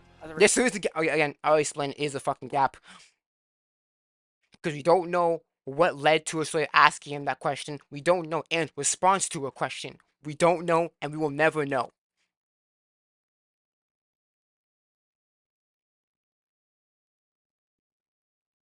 And now, at this point, any answer to that question is just assumptions because we never get an explicit. We're never shown the responses, so we will never know. Explain there's no gap. There's a gap, and your explanation is just an assumption. There's no explicit answer.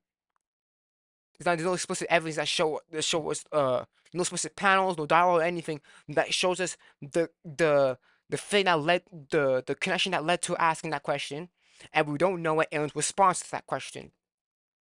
We don't know, and we will never know. How the full conversation went. So there's no answer to it all. Isayama has shown his time. Yeah, there is exactly. That's correct. There is no answer. There'll never be an answer. And paneling is very important. Yes, exactly. So why did Isayama leave out those parts? Why did Isayama leave out the fucking the fucking thing, the thing in between the first conversation and her asking about having a kid? Why did Isayama leave the middle out? Why did Isayama leave Eren's response to his story's question out?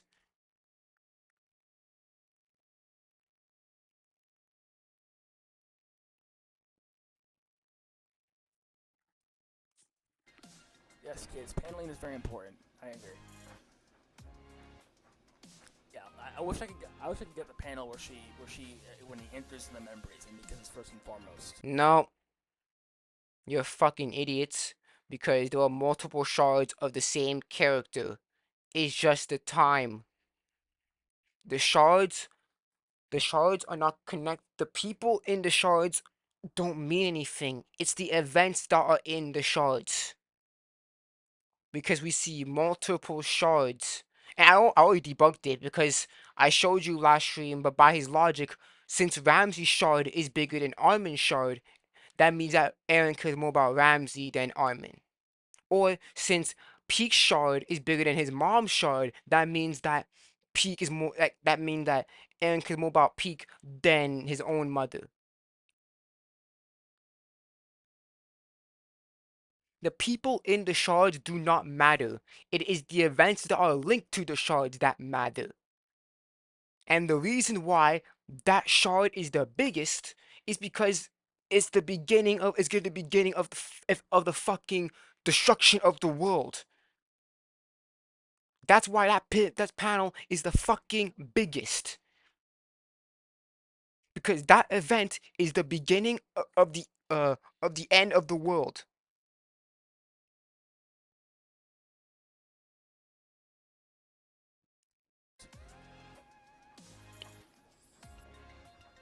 Yeah, see, this is an actual. This actually is a foreshadow. You know why? Why? Why? Because guess what? What? This was having a conversation. Who? He was having a monologue. He was giving a speech. Yes, to the world leaders. Yes. Put that also into context. He was giving his speech to the world leaders to unite to destroy the parody. Yes, yes, yes, yes. Zeke appears out of nowhere. Zeke doesn't appear out of nowhere. He leaves. He sneaks away from the fucking Marley thing. Because Zeke knows that Eren's here.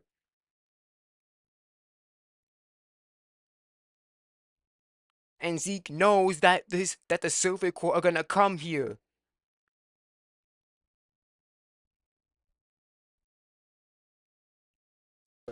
Zeke is not talking. In 130, Historia is talking to Eren. Eren's talking to Zeke, and Eren is talking to Yelena and Flock. So the He wasn't talking to Zeke one for. Oh my god, dude. Zeke talking to Eren about Mikasa's love happens before this. All that shit all that conversation happened before this. four conversations are being spliced together. He's not talking. This is an actual foreshadow. This is an actual paneling. There's no paneling in 130. It's Yes, it is. Yes, there is paneling. Because he's giving us in chronological order. What Isayama did is give us the events, but he mixed them around. He mixed the paneling around. So giving us to readers to piece this together. And I just figured it out. He goes to Yelena first. He goes to Yelena first, right? Yelena explains what's going on.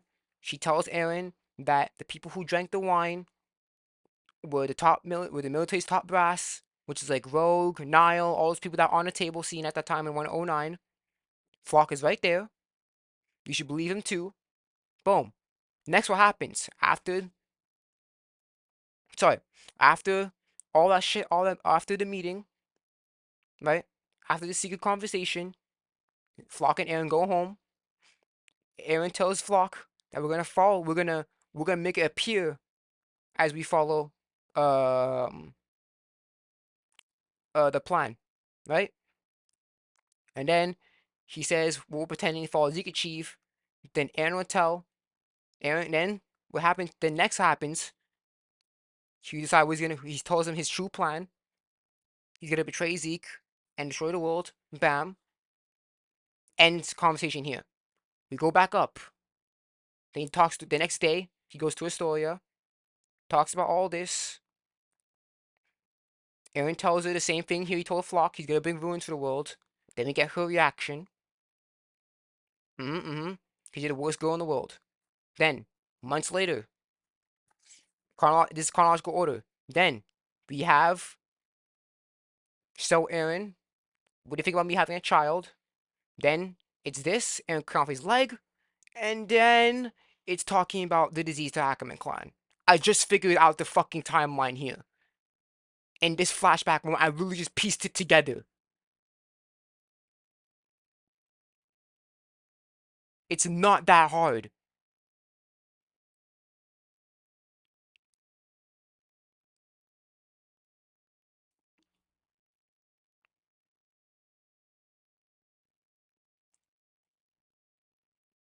And obviously, yeah, the ending is over, and the end of the flashback is here. It's not that hard.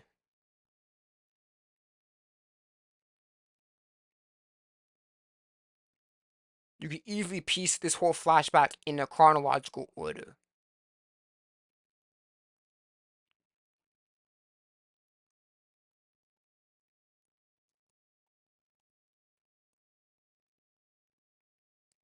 Cause this is Eren. This is what Eren's thinking about right now. Well, I don't know if it's Eren's current mindset, but this is what he's thinking. This is literally what Eren's thinking about right now, right? This is what Eren's thinking about. And then flashback. This. Then this. Then we have to skip this. Go here. Then go back up to here. Then go down. Keeps going down and tells her about the same thing. Get her reaction. Okay. And to skip this a bit. Go at this panel here. So Eren, what do you think we having a child? Then it's cut off his leg. Then we go back up and talk about the Ackerman disease clan thing. That is piecing it right there. I just pieced it there.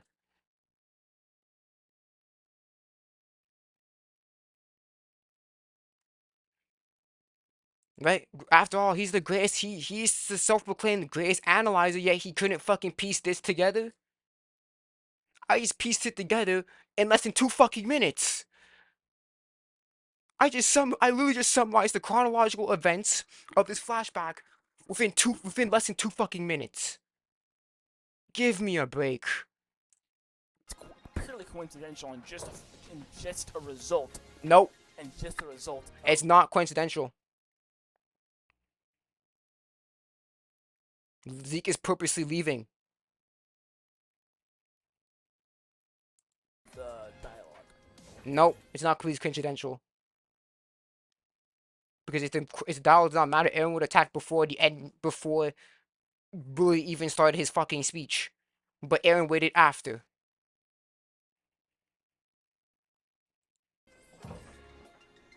And look.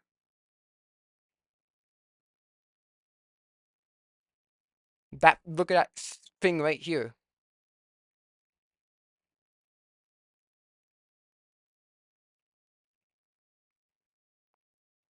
This paneling here is right. Well, let me see, 130. Is it 130? No. I have to go back down. No. Wait, what the fuck? Where the fuck is this? Did he... Oh, yeah. Paneling is not random. Yeah. Sorry, my bad. I just I lost track of time. Wait, did I miss it? Did I miss it? No. It has to be there. Am I stupid? Am I dumb? Oh, I guess I am dumb.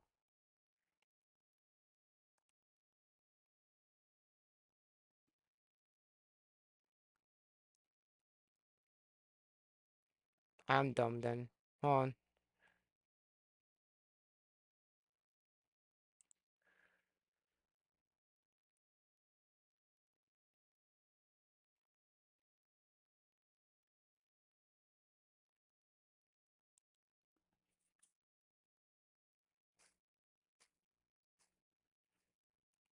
Did I skip it? No, I couldn't have.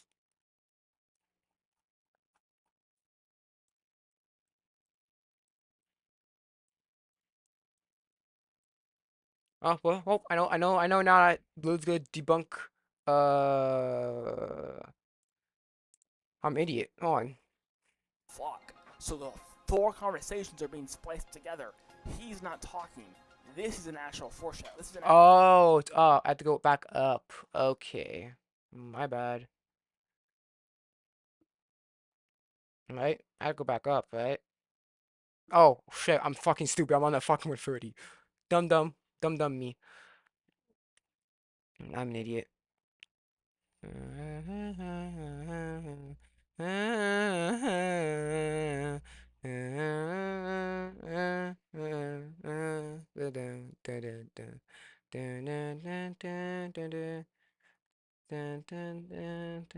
Where the fuck is it?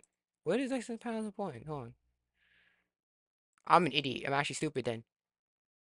Plan since she had to listen and say it right to her face. See, again, this all Historia going to support a horror person information event slash she's pregnant. That's motherfucker. He fucking. It's hard to find it now 'cause he fucking edited it. Motherfucker. He fucking moved that piece of chunk out.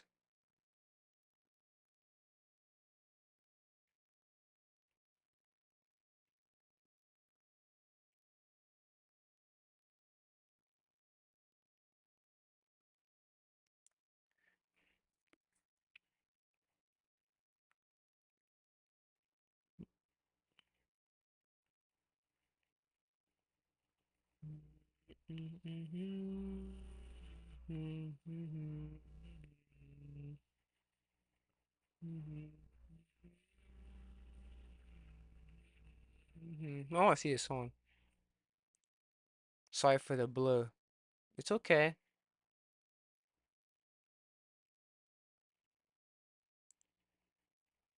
That's true. I agree. Okay. But anyways, fuck it, whatever. I'll just continue. I don't feel like trying to find it.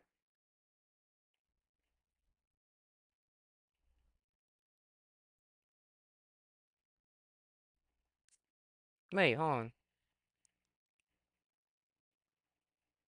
Where's that part of the fucking... It's so hard to fucking find it because he fucking edited. He fucking jumped it. So I don't know the fuck...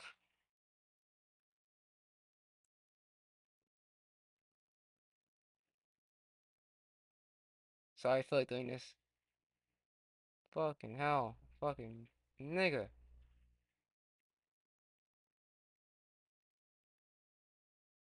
Ah.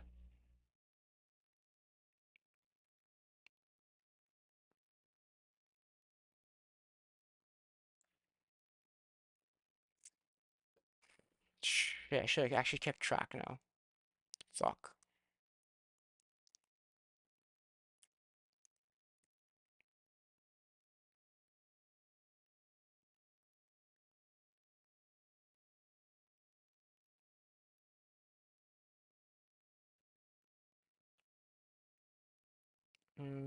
Whatever. I think it's something that he added on itself. Missing chunk of the full conversation that's no, it's not a gap. There's no gap. As I already explained, there's no gap. How the full conversation went. So there's no answer to it all. Isayama has shown us time and time again, paneling is very important.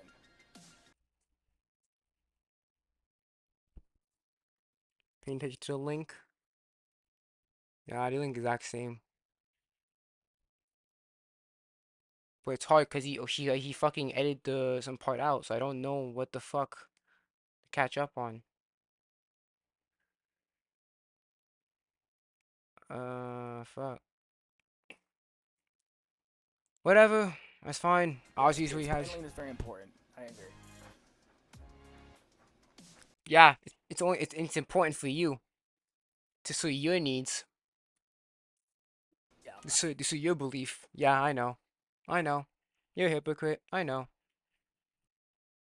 I wish I could get the panel where she when he enters the memories and because it's first and foremost. I mean, you weren't lazy enough to go back to the cutscene. I don't even know what chapter that was. You weren't lazy to do. You weren't lazy to get that, but you're too lazy to fucking find the shards. Oh, whatever, man. Again, I'll explain it. The people on the shards do not matter. It's the events that are linked to it. Because by that logic, then that means he never cared about his mother because her panel a shard showing her is very small. So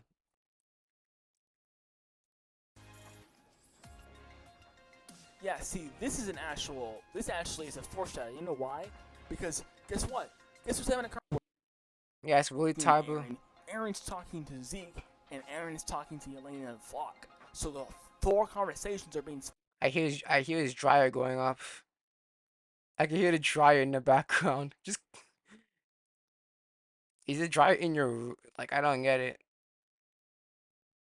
Why would you have your setup so close to your so close to the fucking dryer? Or maybe if if you actually weren't lazy enough, you could actually just put some, a noise suppressor and then mute the background noise. You want to have your fucking dryer going off? Spliced together. He's not talking. This is an actual foreshadow. This is an actual paneling. I hear his dryer going off right now. Just really put a filter on your mic and just put some noise suppression on the fucking put a software filter on, put noise compression. So that we don't hear your fucking dryer going on. Dude. There's no paneling in 130. Yes, there is. There is paneling, but it's mixed up. It's just mixed up.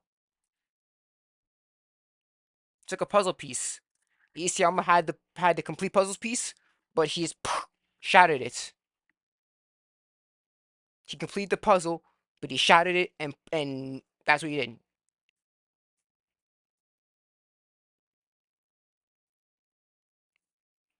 So it's making us the readers piece it together ourselves, timeline wise. So yes, Isayama did that. That's considered paneling. Putting it in putting it in a random method like that is a way of paneling. Because Isayama's help is telling us to put those pieces together, and then you get your answer. It is random.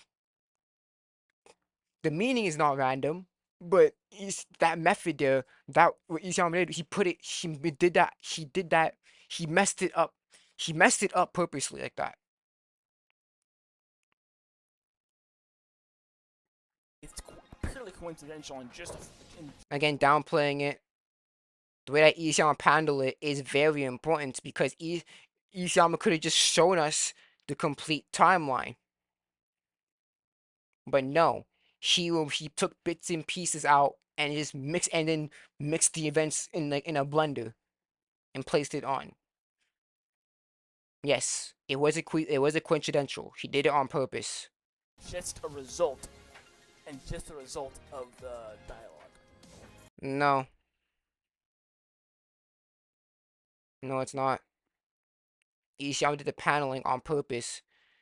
Do you realize how? Do you realize for manga you do the paneling first, then you put the dialogue in. You do know that, right? That's how you do manga. That's how many mangaka start. They have the dialogue in mind, yeah, it's true, and then they panel it into that they want to do it.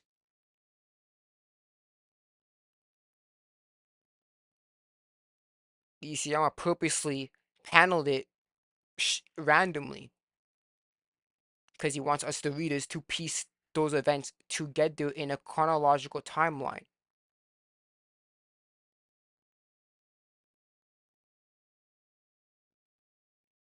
And Isayama purposely left out gaps. He didn't need to. He did that on purpose.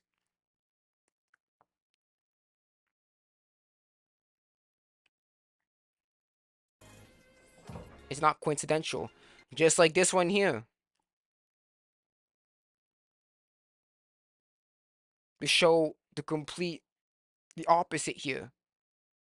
And you can interpret this as many ways, right? If Eren does the rumbling, then yeah. If you want to talk about, yeah, if you want to talk about, logically, if in the story, logically, yes, this would represent Eren, this would represent Zeke, because Zeke, obviously, the euthanasia plan will not cause the world to be destroyed. But if we talk about thematically wise, it's the opposite. Because Eren cares about his people and his future and the life on the island, and Zeke doesn't care about his people. Yeah, there's many ways you can interpret this panel right here. If you do it logically, then the deserted one would be Eren. The one that'd be full of tree stuff that'd be Zeke. If you want to talk about thematically, then the one that's full of tree stuff would be Eren, and the one that be deserted would be Zeke. You can look at it both, yeah, either way. It's fine.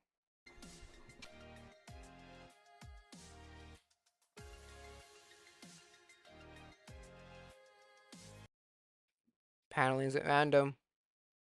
Yeah, Zeke's talks. Wait, I didn't see this. Did she take him part out? I don't know. I haven't seen this one.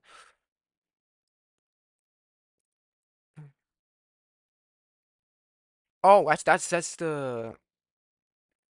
It's the mix of the bunch of chapters together. That's chapter 130. Then that's the other chapter. Yeah, yeah, yeah.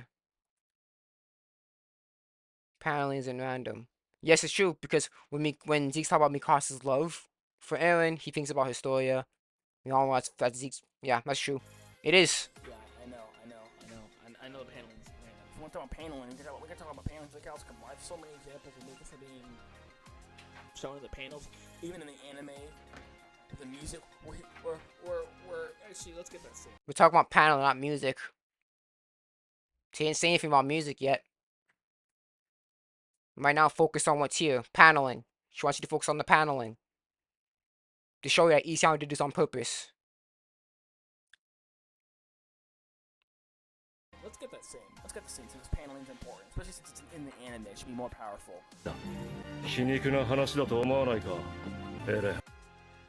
だとしたら、男は父親に関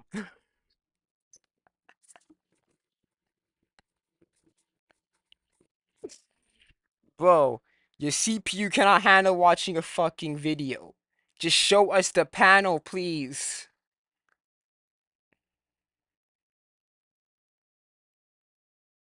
You can literally show us in panel form. It's in a panel in manga. What actually chapter is that? Cause I'll show you what I'll show you what he's talking about. Again, I don't have to do this shit, but cause he's showing a clip of the anime, and I don't want to get fucking copyrighted. So I'm gonna mute this, and I'll show you what he's talking about. Is it 123?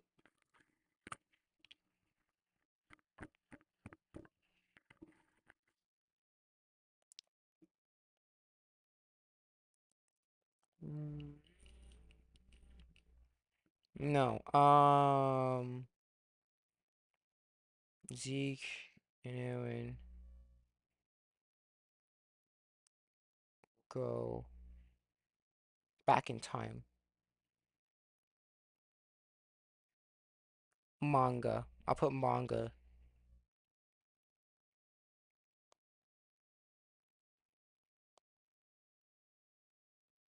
Cause I'm not doing I'm not trying to get copyrighted right now. Memories of the Future. What chapter is that? 121. Okay. I think what he's talking about is this.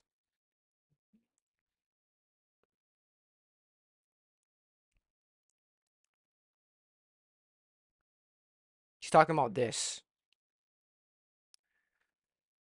This is what he's talking about.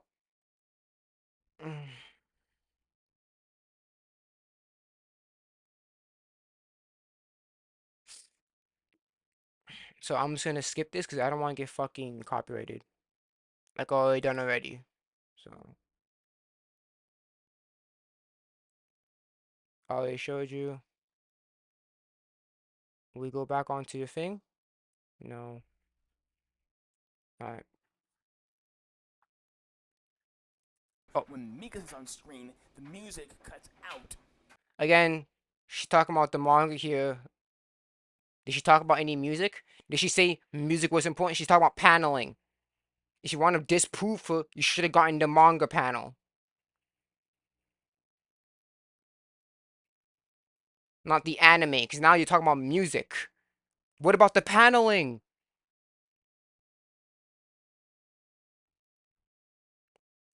Hmm. And only Mika's voice is heard. Obviously. Again, first of all, turn off your fucking dryer. Second of all, again, she's talking about music here. If you wanted to disprove a point, you should have gotten a part from the manga.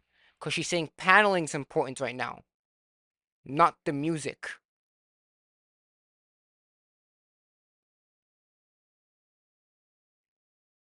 Ay, ay, ay. Again, I'm not gonna bring any anime clips because I do not want to get more copyrighted. I'm already fucking am. Jeez, man. Oh, you got enough copyright to fucking copyright claims. So, Honestly, there's paneling and symbolism there. You guys don't have a monopoly on that. neither do you. Most of the clues of this mysteries are often in your face kind of clues. Most people don't look close enough, although it's not to give an active ability to reveal. Most other simple, the idea that people who think that Eren wouldn't have done the rumbling. And wait, most other examples.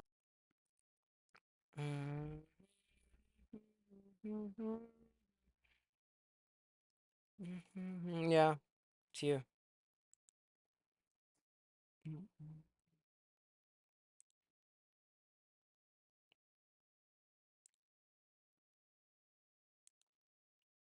Links are exactly the same. So how come I'm not seeing that part either? Whatever. I mean, I already know this shit has happened, so it's fine. Would be the idea that people used to think that Eren wouldn't have done the rumbling and found a better alternative. Even though the answers were on their faces. Oh, and he brings up this panel. Oh, okay. So he's a Yeager believer. Wow. Okay. Okay. He's not a Yeager book. Oh my god. You're such an idiot. 'Cause that's not the Yeager book theory is about. The Yeager book theory is that Eren destroys the world because he wants to. But then again, he can't. It's a duality here. Because then he says, let's consider every option possible. It's a duality.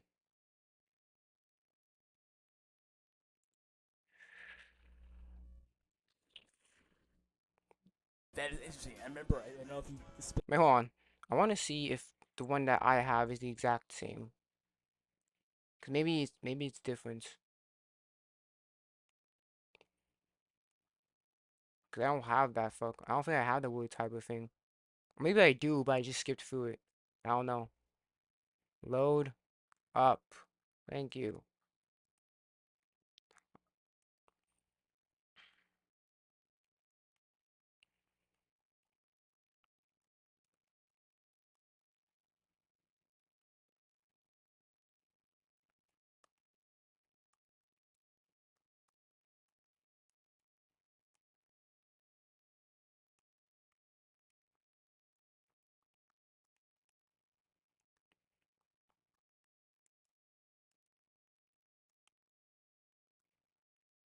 Mm -hmm.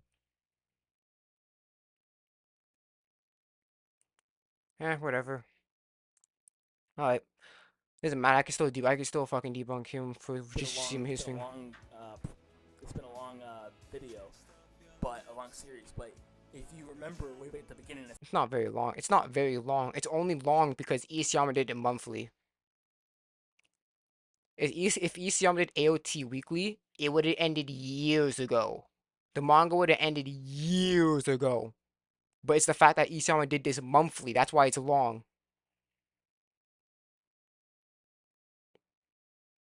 If you think about it, AOT is not a very long series.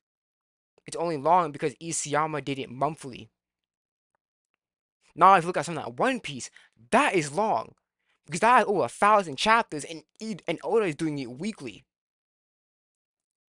Well, he's been doing it weekly since the beginning. That is fucking long. 149 chapters is not very long. Time-wise, yes, because Isayama released a chapter every month. That's why it took a long time to get here. Because he did it monthly. If he did it weekly, literally half the story would be done throughout just the first year alone. Literally, if it was weekly, AOT would have been done within the manga of AOT would have been done within 3 years. Not even 3 years, 2.5. But the fact that each one did it monthly, that's why it took so long to get to the ending. Because the manga started in 2009, and each one has been doing it monthly ever since then, the beginning. If he did it weekly, it would have been done by what? maybe most likely in the middle of 2012, it would have been done. The manga, if Isehan did it monthly, did it weekly, the AOT manga would have been done years ago. If you did it weekly, it would have been done years ago. I said, oh, you brought this panel up, interesting. And yes, he brings up this panel, so bravo for him, and I would agree. Again, there's no, his frames just completely just fucking tanked there. Let's see what my frames are. Yeah, my frames are, move. Yeah, they're going up and down from 6 to 30 to 16 back to 45. Yeah, my max frames right now is 48. Because this video doesn't have 60 frames, as you can tell. So, I don't have to worry about frames. Yeah, good for him. Good for her. Lily's a girl. Do you any nigga named Lily? Good for her. Oh, it's okay. So he's not a Yeager believer. No. But still, yeah, this panel's definitely like, yeah. There's this, yeah, that's true. And don't forget the context of that too. Eren tells that in the flashback in 106. Then in 107 we see him saying, let's consider every other option. Meaning that she knows that the rumbling will solve the problems, but he didn't want to do that at first. And that's backed up with 131 as well. Gee, I need to get some water. Hold on, let me get like a freezer or something, because my freaking throat is dehydrated as fuck.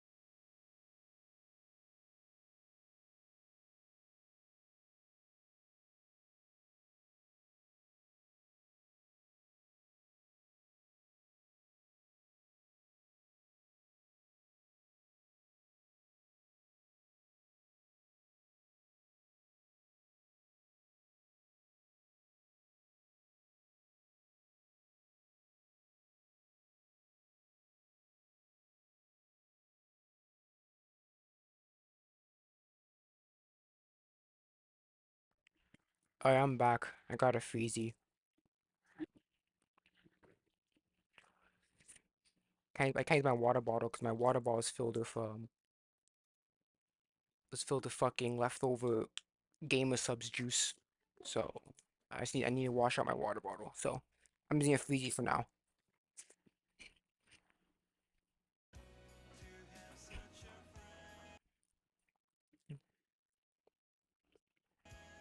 Well, he's misinterpreting all these. He's misinterpreting these clues, but yeah, he's right about this. He did like a Okay, can you explain how she's misinterpreting and what's the actual quote unquote air quotes interpretation, please?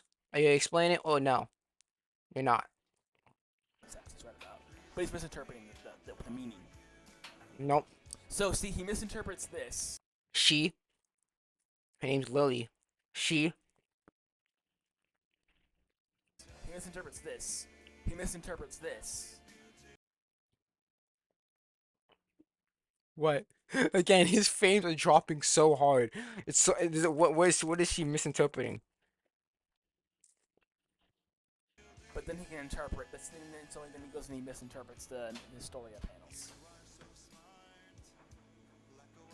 With that in mind, we can look at the order in the panels and okay.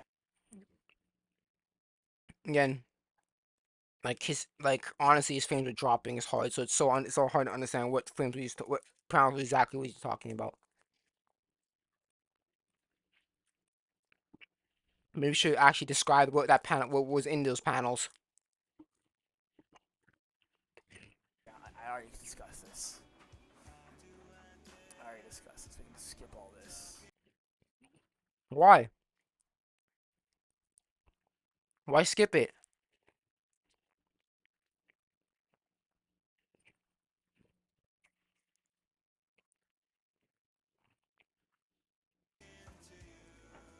Plus your frames are fucking dropping. I'll fucking read it. I can't find it in this analysis. I don't know if I'm fucking blind, but I can't I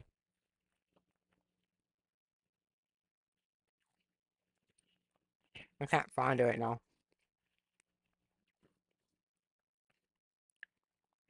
Yo,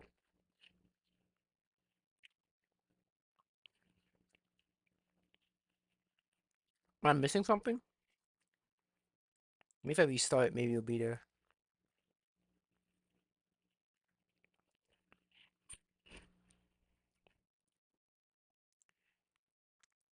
I'm sorry, I'm just trying to.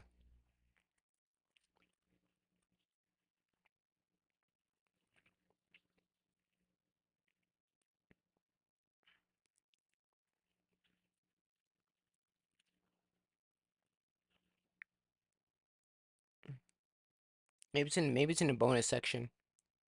I don't know. Whatever. I continue. Oh no, it's here. Ah, yeah, my fault. It wasn't properly loaded. Stupid me. My bad. I'm so sorry, guys. I'm so sorry. Wait. Wait a minute. I'm not sorry. Fuck no. He skipped it.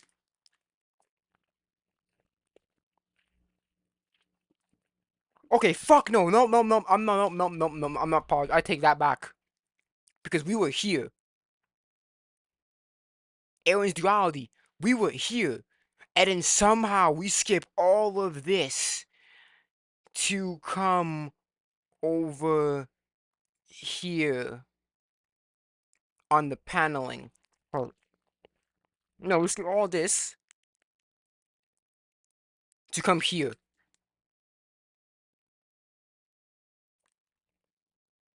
You're not as open-minded as you think you are.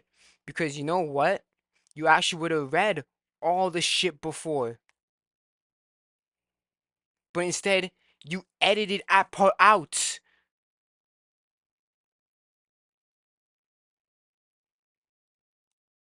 Piece of fucking shit. Fucking, I'll read it. Fuck that. No, I'll timestamp it. Because you just skipped it.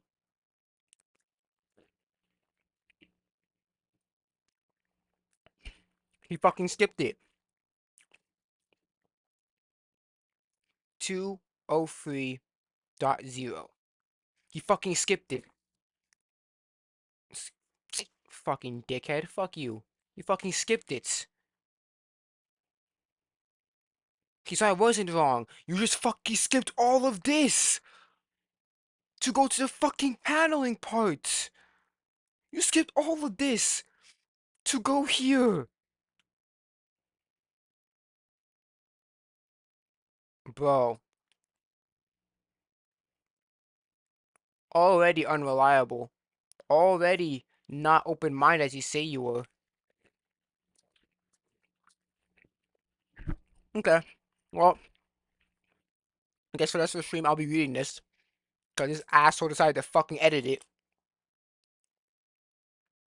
And that was a hard edit too. That was very noticeable. Let's go back, cause you can tell where he edited it from. I have the timestamp already on my phone, so I don't have to worry about shit.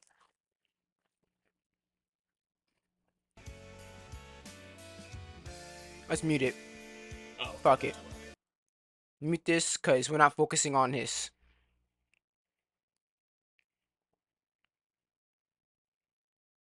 Right? So he goes to paneling's random, right? So it's right around here. Yeah, so it's right around here.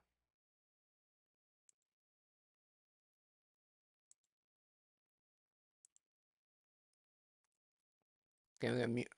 Let's just go. Let's just do it. Oh, he threatens Hanji. I was told. I'm gonna Yeager bird trying to assault all at the same time. Dragon Gear. I'm gonna try once again to see the audience. Eren's been very actively protective. Has been acting very protectively of Historia, going to support a horn person information event and Slay's possibility that she could get hurt. If we go back to 130. Boom.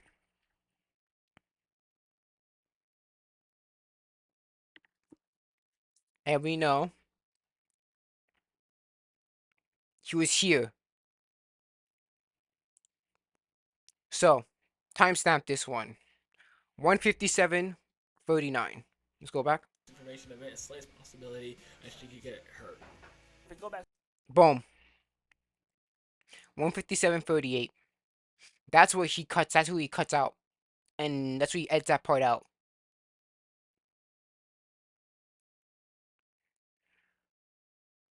Oh, oh yeah. I already had that part out now. I have that timestamp now. Oh yes, yes.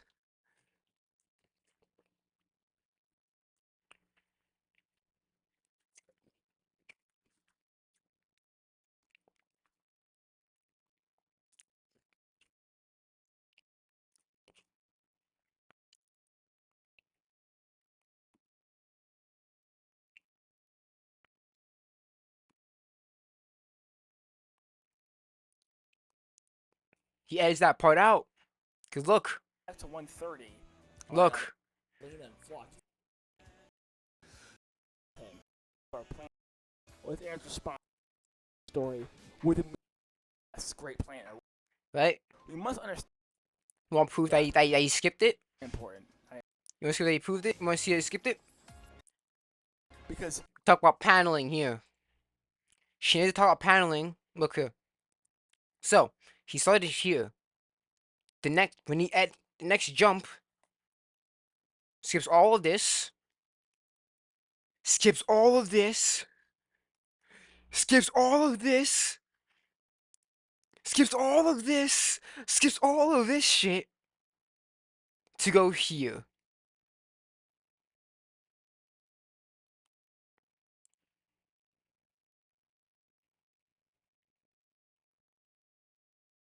He skipped out multiple things. That's why I literally just exposed him. Untrustworthy. Because he edited that part out. He edited the part out when he read all of this.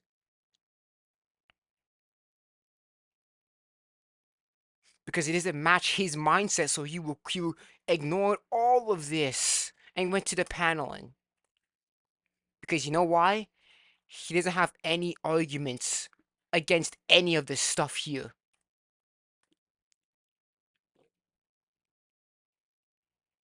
Because I knew there was something off. I'm like, paneling? We didn't pass this part. You know what? Good thing I kept track. Good thing I kept fucking track. If I didn't have this freaking analysis uploaded, I probably would have fucking believed him.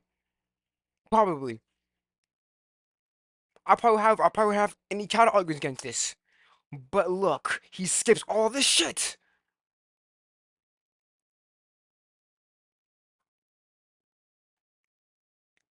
If I didn't have this freaking analysis up, his counter arguments would have been more believable. obviously the arguments were pretty ass because like he had no explicit evidence, right?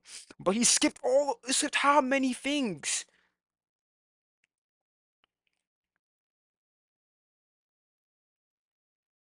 He skipped fucking categories. Look, this man skipped. Look, so that's one. So that's one. Because obviously like subtitles, subtext, subtitles. One content. One subtopic. Two subtopics.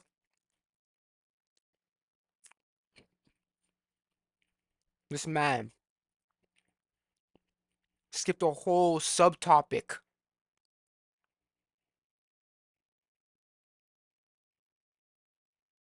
Hold on a second. I'm gonna show you my notes. Hold on, cause I got some private. I got some ideas of my thing of there. So I want to show you my little notepad.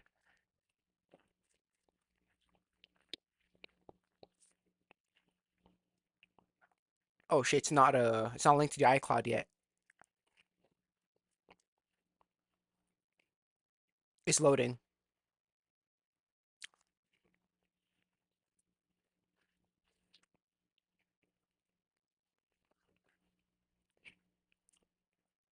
Fuck it, I'll show it to you later. Fuck it, whatever. I'll show it to you later.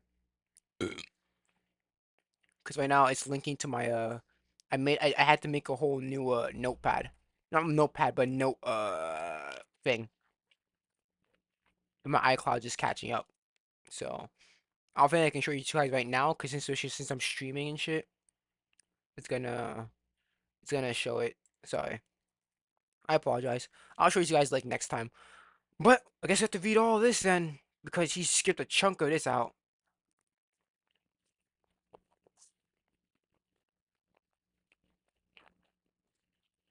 Mm-hmm. Mm-hmm. Mm-hmm. Mm-hmm. Okay. So guess I'm not gonna be watching the video for a bit. Let's skip this. Oh, I have the timestamp. I have the timestamp where he edited it. So 51 1:57:38 is where he edits part out and skips this. Okay.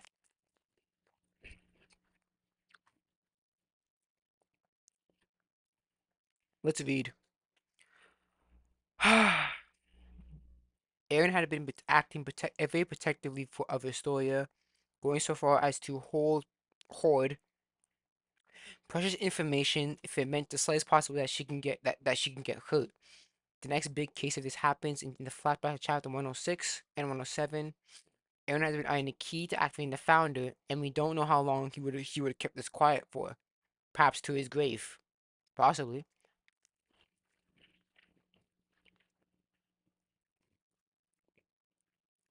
He would have kept this hidden if the fucking Asawa didn't declare. Sorry, he would have kept this hidden. He would have kept quiet about it if the Asawa did not declare war. Anyway,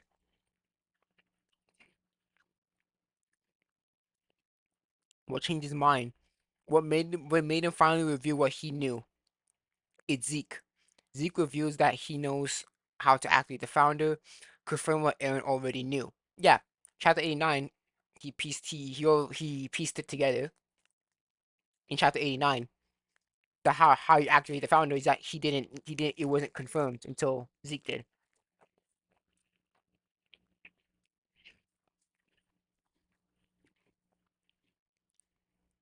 Sorry, it's Zeke. So I say so as Eren sees an opportunity in Zeke to work with his brother as Zeke is of royal blood, to activate what he believes to be the one hope left for the people of Parody. He says this right in front of everyone. This is gonna be more meaning when we later find out he is indeed such rumbling. A classic Eastern move by putting the answer right in front of our faces and reveals his motive for hiding such key details.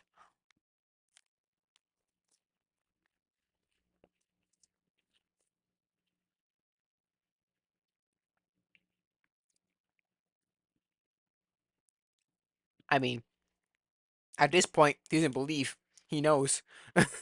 Sorry. Um, we see here, because I was concerned about Historia, I couldn't allow it to become a Titan based on my own uncertain information. I didn't want that. When learning of Zeke's plan, Eren makes a scene, V immediately rejects the plan. That's true. Everyone else held their tongue, but Eren's the only one that actually stood up and said shit, causing Haji to notice it. Because this, don't forget, this wasn't the first time about his outburst. He had one in chapter 89 as well. And it says that they should all consider all the other alternatives. Just as the previous chapter, Eren had stated right on our face that he believes the rumbling is the only hope left for people parody. He could have stayed quiet and let the 50-year plan follow through, and he didn't have to draw everyone's attention onto him. He could have used the story to initiate the rumble before rumbling himself, which took on the Beast Titan. If so, please, that is true.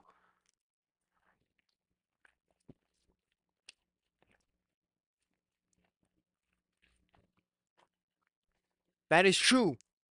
He didn't need. He could have let Historia eat Zeke, and then they could have done the rumbling together. That's true. So we're causing the backtrack to lash out in front of everyone. So okay, again, so how you guys don't know if you guys. I'm sorry, I haven't been focusing on the comments recently. I'm so sorry. I apologize, my friends. So no comments on lately. Yeah. So if you don't know what's going on right now, basically what happened is I have to read this for I have to read a chunk of this now because Beluga skipped it. Anyways, he edited this part out. Fucking jerk. Anyways, so causing the backtrack to lash out in front of everyone, to consider every option possible, even though Historia herself consented. What is the cause of this duality? What is it, Lily?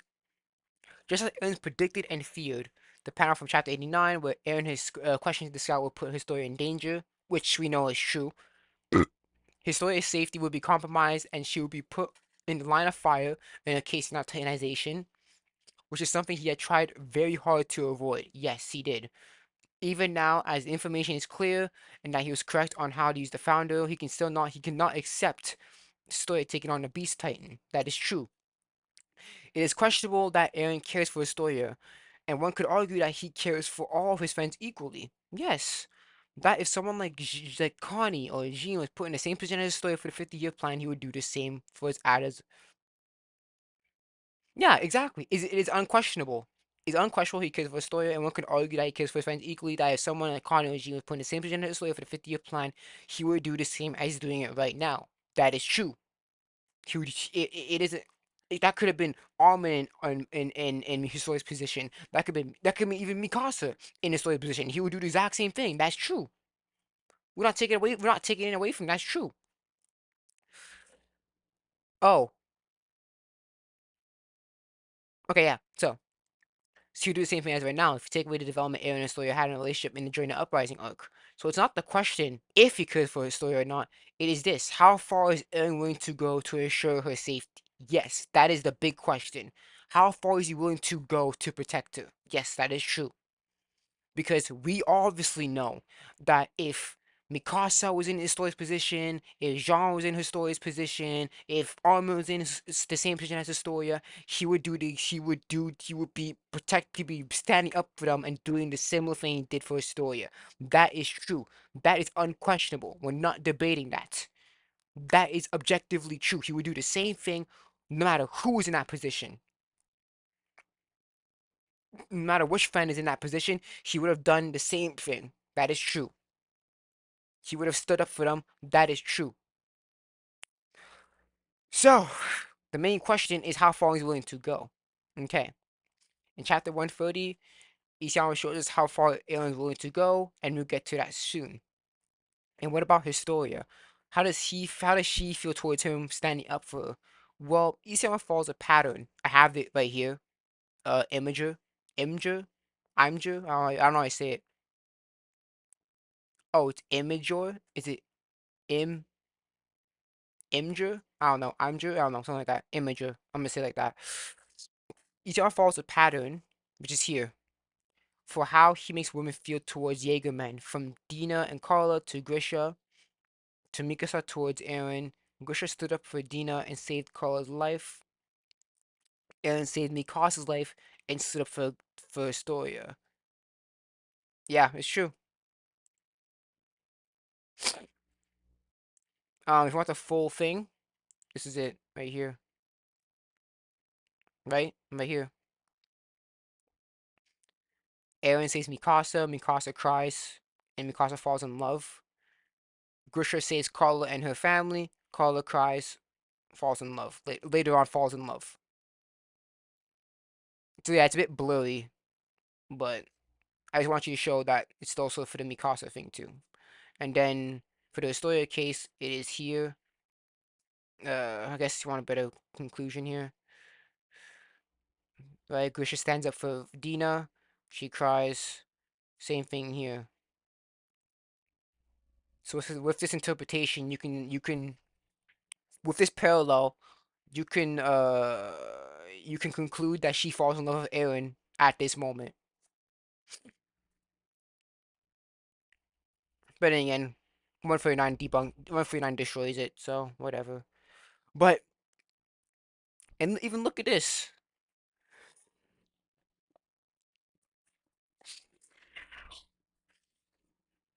Is this coincidence? Is this a coincidence? I don't think so. Similar angles, same exact, similar emotions. Like, is this coincidence? I think not. And then even here too, tied up, tied. Coincidence? I think not. Okay, I'm sorry. Deconstruction of the mystery in the build towards the climax. The mystery of Historia's pregnancy takes a backseat for many chapters since its introduction. We've only talked about it once when Yelena repeats it of the basis of the 50-year plan in chapter 116. Just as it always has, the rumbling will act as a deterrent force. To do so, both the founder and the royal family must be maintained. Unfortunately, Queen Historia has been blessed with a successor.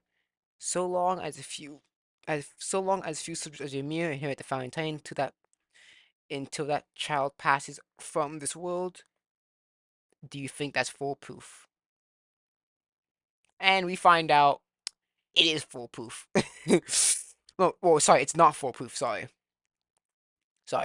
sorry. I apologize. Yeah, they find out that it's not foolproof, and is given a brief mention when makes a comment regarding her story's duty in chapter 112.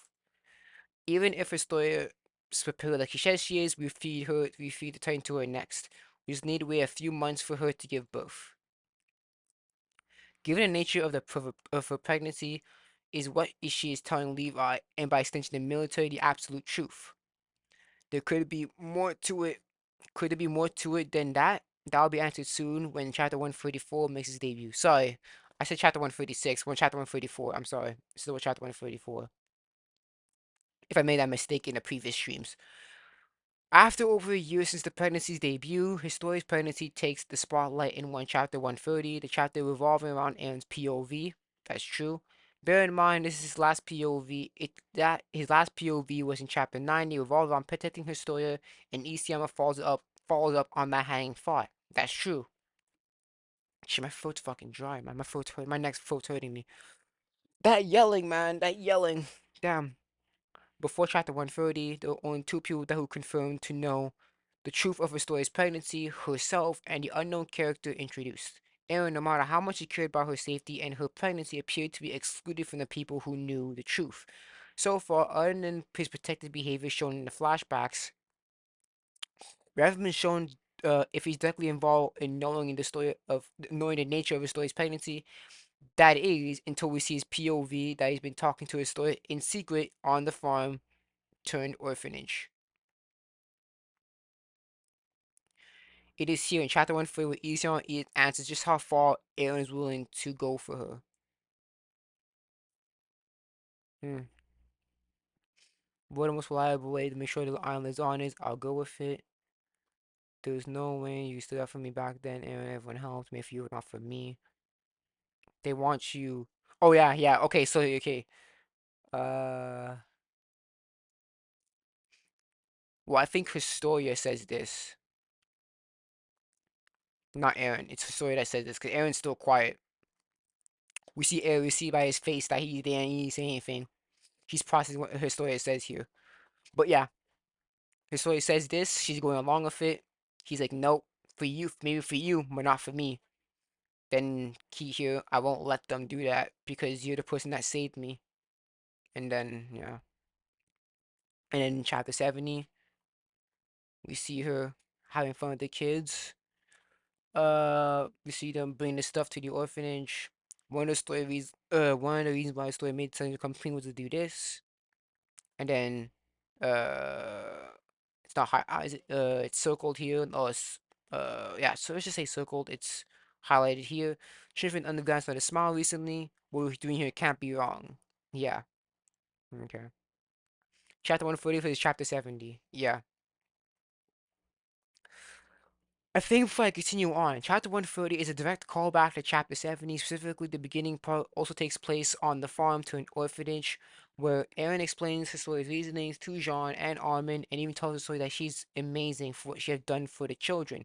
It's interesting that the conversation between Eren and Story is also taking place there, and the point of it was Eren's refusal to sacrifice Historia and her children to the 50-year plan, confessing that she had saved them back in the cave. Eren brings up to the famous, what would you think about me having a child? A few pounds later, and the abrupt jump of her being horrified to asking this tells us that a chunk of the conversation is missing. Yes, that's true, but we have enough clues. That is also true. Eren and Historia looking at children together at the orphanage, and Historia asking Eren this question right at the orphanage. To conclude, is a clear foreshadowing of Eren being the father. That is true. So, to start off, Isama begins to deconstruct the MP's arguments. First, to learn that Yelena has no correlation. First, learn that Yelena has no correlation with Historia. That is true.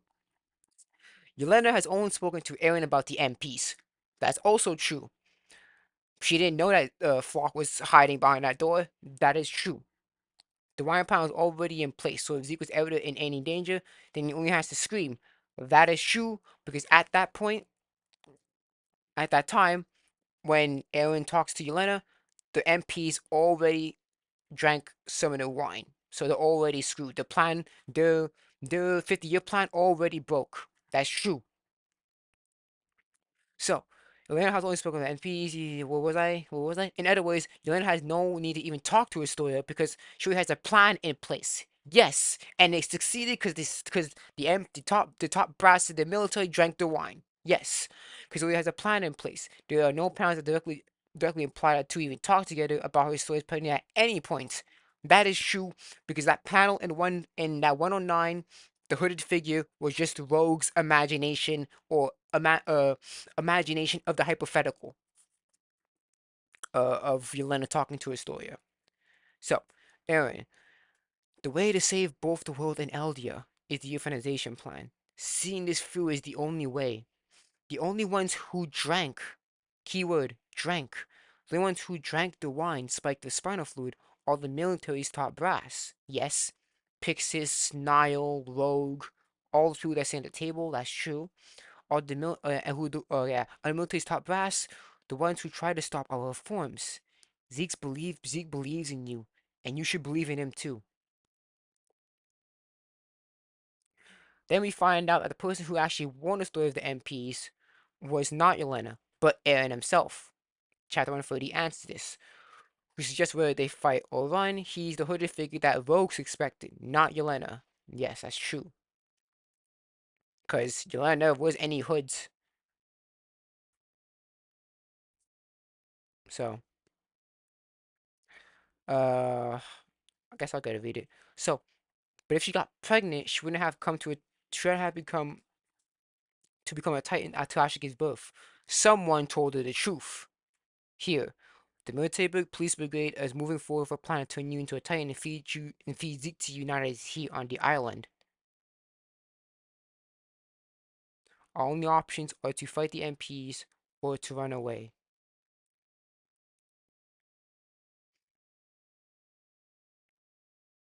So he is Zeke. So Zeke's already on the island. So you know what they're doing? They're preparing. Oh, okay, yes. Okay. There we go. So you see here, They're preparing. This Eren's dialogue here. Zeke's already on the island. So, you know what they're doing? The MPs are preparing for the plan. It's all options to fight the MPs or to run away. So, when it's time to forward the plan, Eren would be there to fight the MPs. Because what happened with Zeke is that he would yell, and they would turn into pure Titans, so he would fight the MPs. Or to run away, to get away from the MPs, so that when Zeke screams, they'll turn into pure Titans and risk Historia's life. Yes.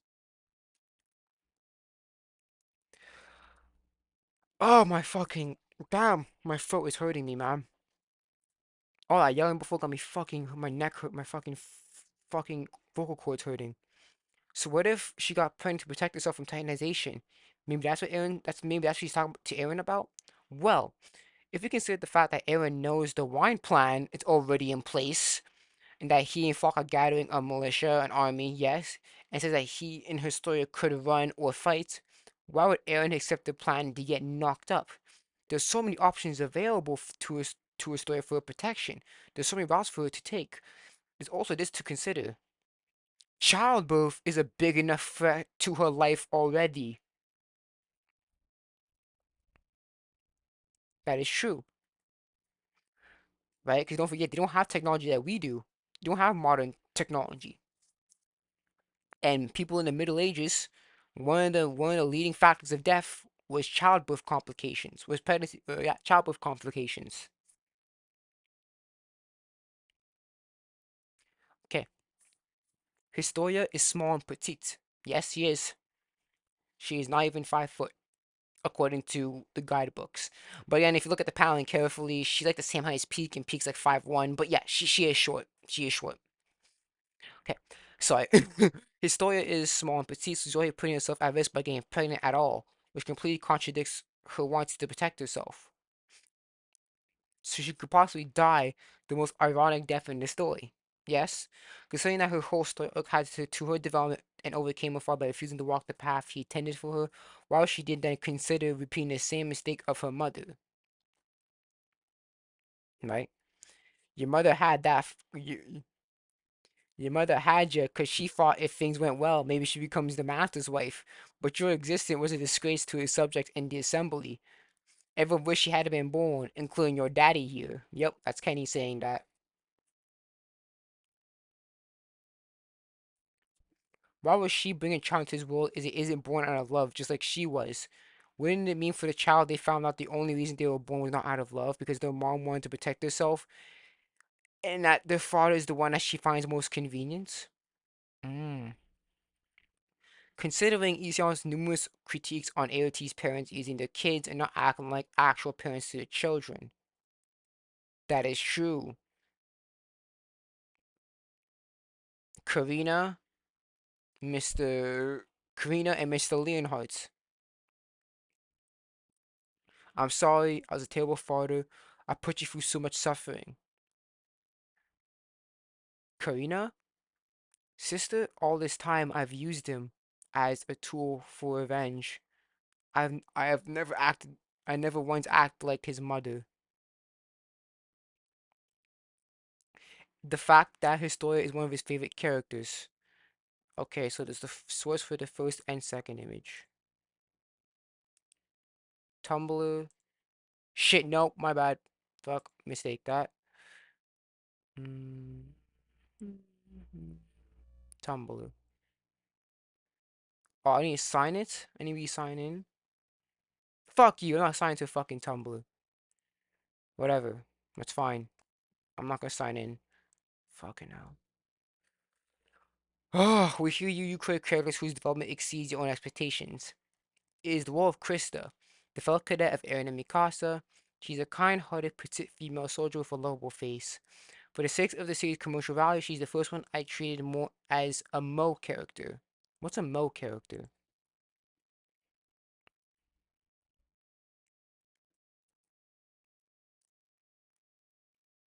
Meaning, moan in slang is to feelings of affection, adoration, devotion, excitement felt towards the characters that appear in the manga, anime, and video games.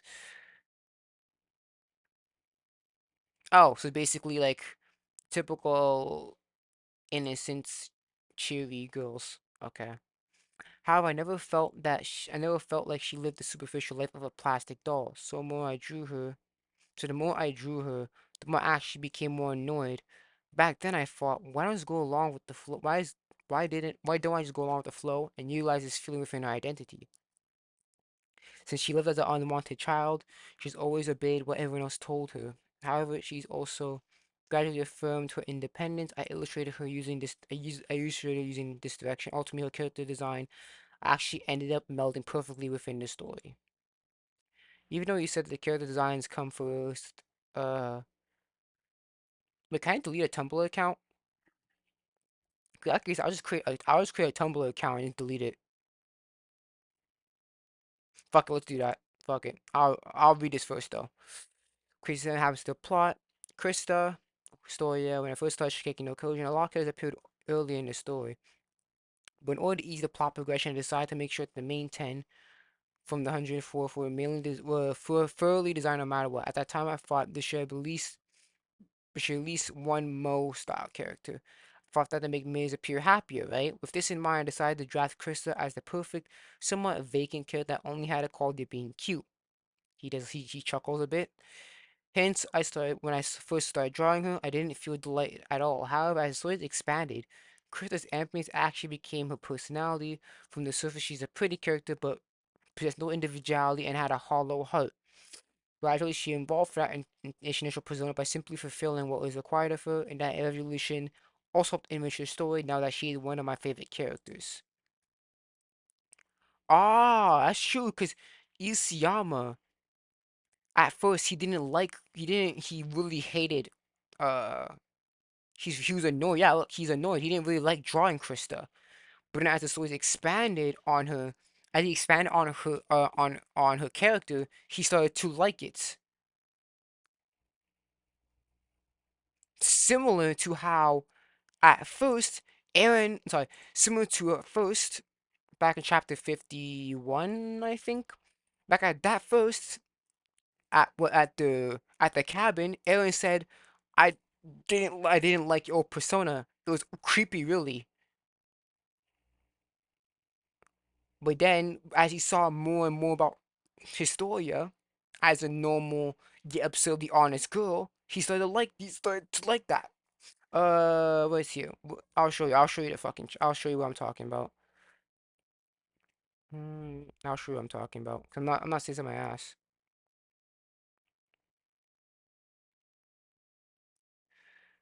Fuck. What is it? No, it's higher. It's higher. Just like here, Isayama did not like drawing Krista as Krista because she was a perfect Mo character. Similar to how Eren didn't like the old her. But then, as Isayama expanded on his story, on Krista's character, he started to like drawing her more, to the point that he's one of her favorites. Similar to how Eren says, there's something I like about you now, because you're just a normal girl who's absurdly honest. It's a similar same thing as the interview. Because Isayama didn't really like drawing Krista because he drew her as this perfect character.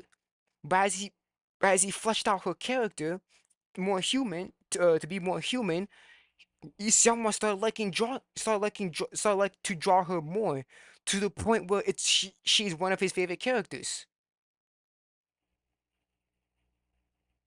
Similar in this scene here. Eren didn't like the old her, but doesn't like the old her, but likes the new her. The normal girl who's absurdly honest. Similar to how Isayama didn't like drawing her at first, but then slowly became one of her favorite characters, uh, one of his favorite characters to draw.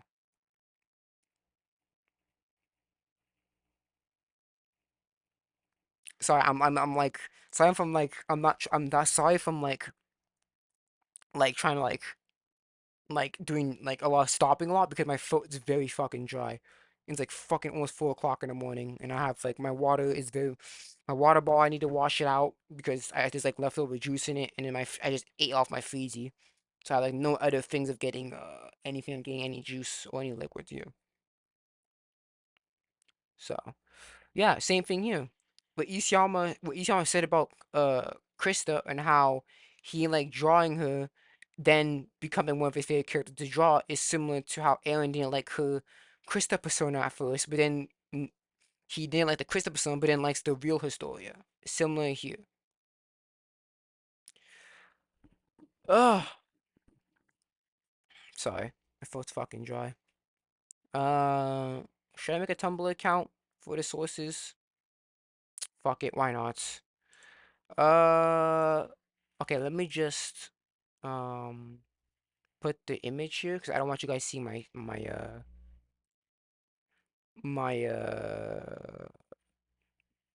my personal email address because the one I showed on my YouTube bio is not the same thing. Mm, let's sign up. Continue with Google.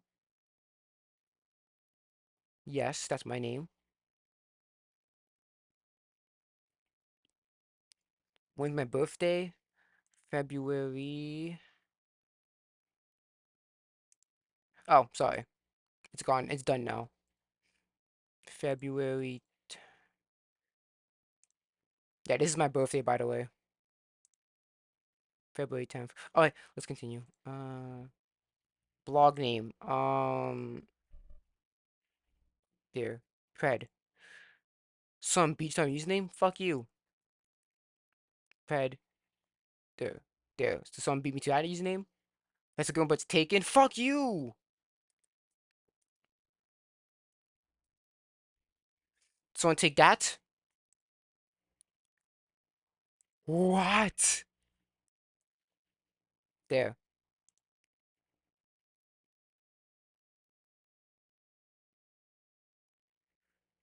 Mm.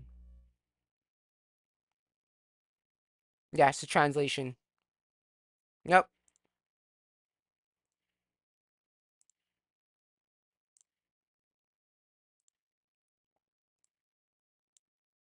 Oh. Same source. I'm sorry. Yeah, it's true.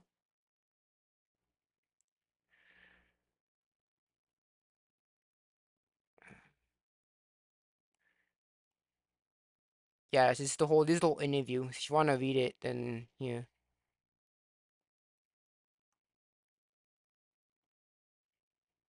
So basically talking here.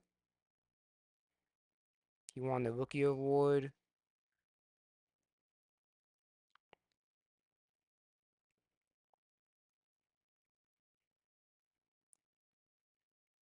Mm-hmm.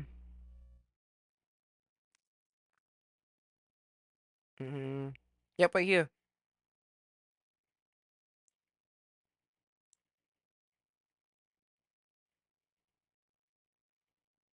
This is the I think this is the first. No, this is the second one. That's the second part here.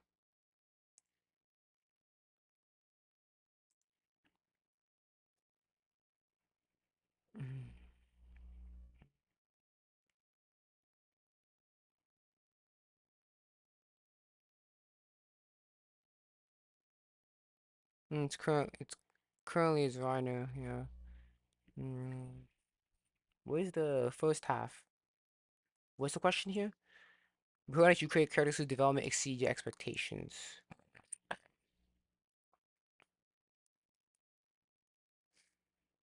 So let's go all the way back up. Let's do here. Yes, he won the manga Rookie Award. Mm-hmm. Serialization.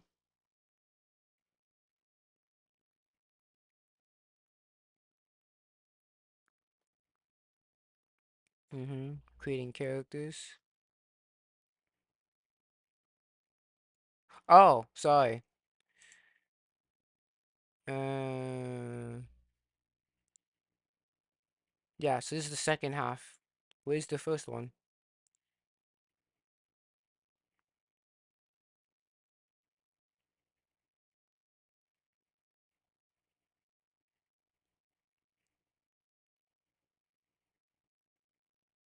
Oh, here.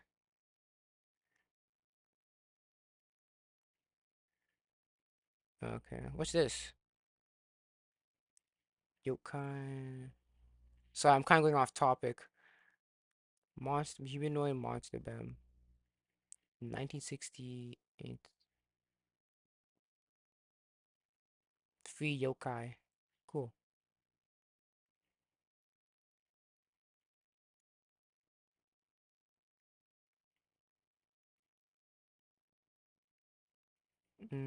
Someone who's not lie.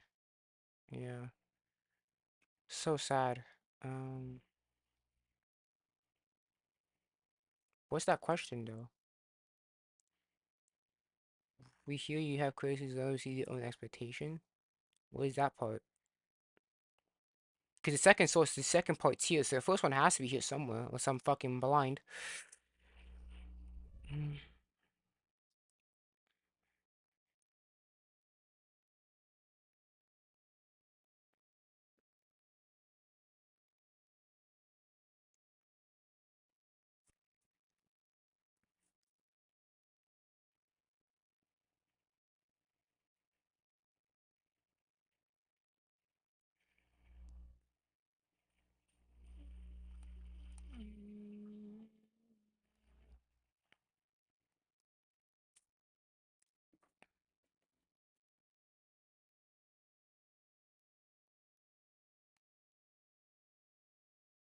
Mm. No, here's the sketches of the designs.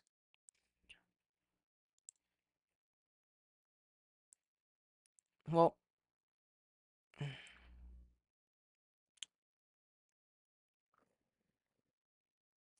well, anyways, the same things, the same things here. He didn't, when he started drawing her, he didn't feel delayed at all, but when the story expanded and he fleshed out her character, he started to like her to the point that he's one of his favorite characters. Yep. This is true. So, if anything, I'll delete my Tumblr because I don't really need a Tumblr account. I just need to prove that her source was, correct, and it is. Let's go home. Go to your dashboard, accounts. Sorry, excuse me. Birthday, delete account. Shit, I need a password, right? What's the password?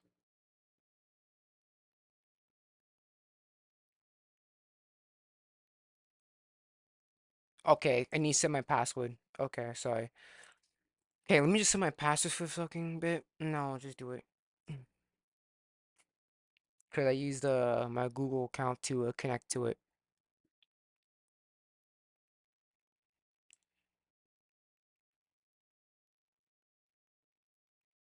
Don't need to see my personal shit. Yeah, it's uh, oh, kids.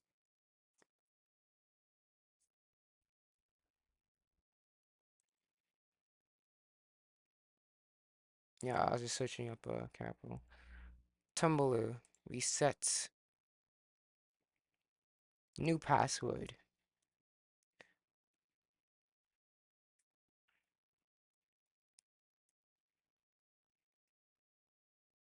8 characters. Oh God. Hmm.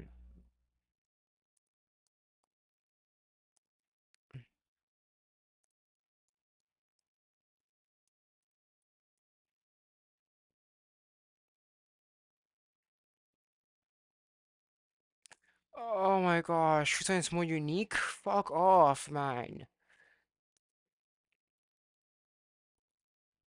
There. That fucking more, is that more unique?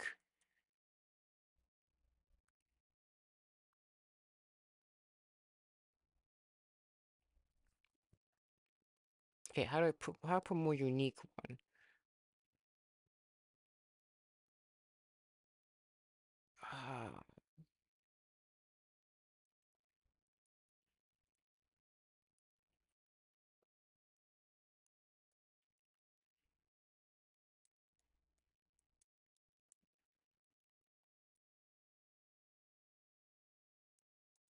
There. That's more unique. Fucking hell. Finally. Damn. Alright. Let's go on delete it now. Restart.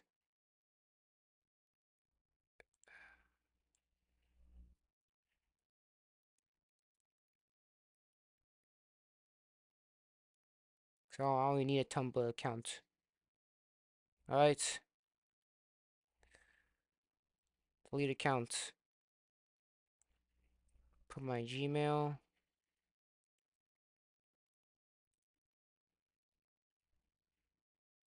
Put my password.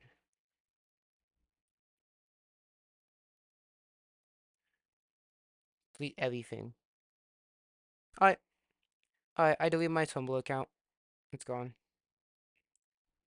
Alright. Back to where we were. I just delete my Tumblr account. Anyways.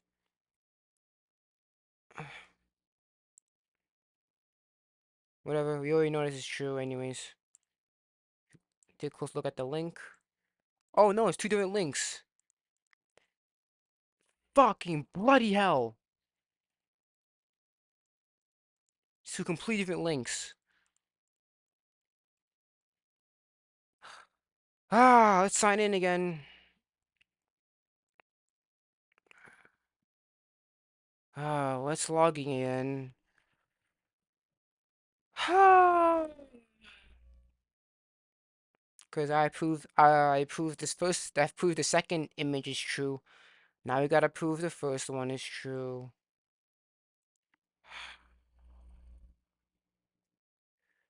Who cares about my age? I'm 19. Jeez. Who cares about my fucking age? Did I put my birthday too? Oh my gosh, February, yeah. Fucking hell. Who could put my fucking birthday, dude?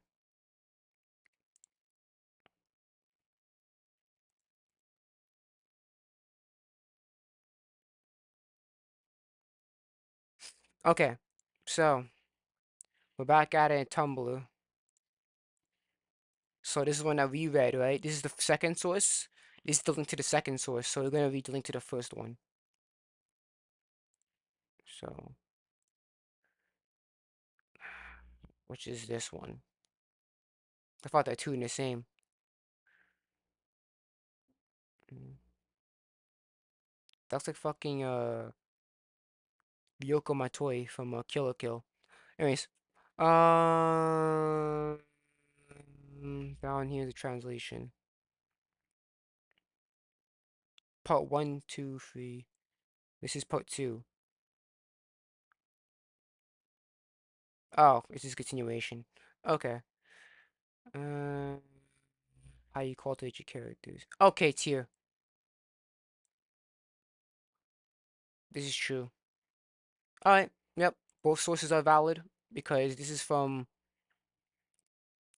the Illustrate Note magazine, number 43.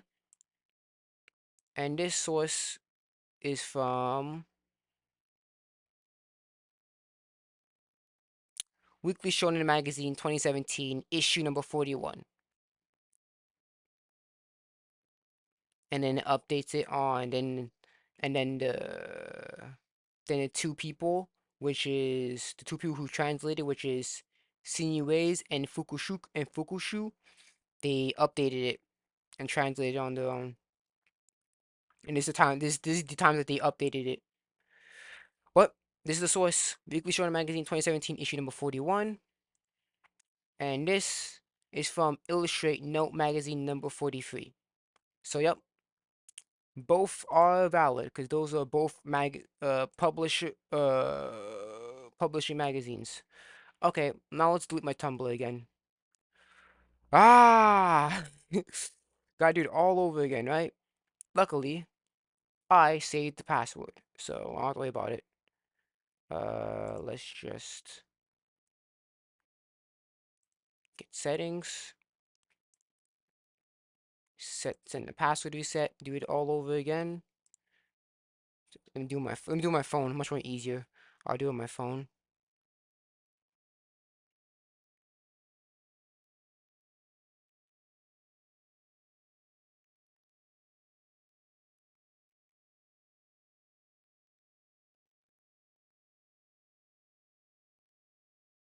Reset password. Use Safari.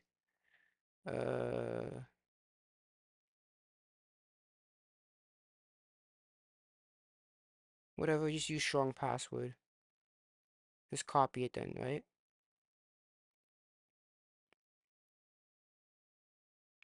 Then account settings, delete account.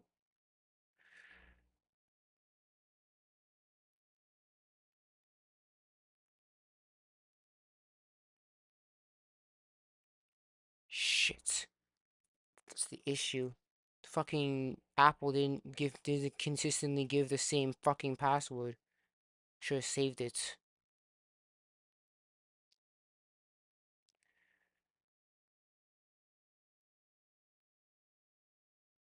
Wait, what? What's the password for his website? Let me see. No, stop it, bitch. Copy it. Okay. Oh, I did it. Cancel. Delete. Delete account.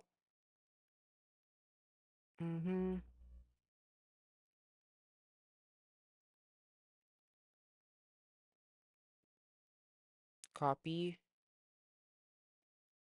Nope. Don't need it. Don't need it.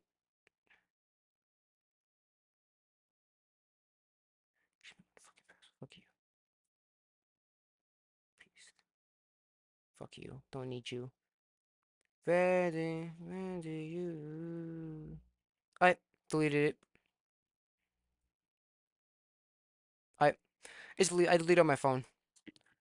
Alright. Let's get back into it. I'll keep going till let's do the 4 for 4 again. 444. Let's end it there. 4 for 4. Sorry. So yeah, first and second images are true. Are pretty reliable. They're both from magazines. Alright. Why would ECR make her repeat the same? Why would ECR make her repeat the cycle in a story that's emphasized so much on not repeating mistakes? Yes, that is true. If it's possible for us to ever have a future again, I will never make the same mistakes. I swear it. If you ever see another tomorrow, have a character who had an entire arc fixing her father's mistakes, only to make her said character repeat the same thing. There's no coherent sense behind that line of thought, so it's highly unlikely that her story will ever create a child not born out of love. She loves children. I mean, she has an an orphanage full of them. So creating a child out of love contradicts her motherly role she has. If she has a child not out of love on purpose, then she would seem hypocritical to the child compared to her treatment of the other kids. The idea of a story having a child for a plan also doesn't make sense because Eren says this.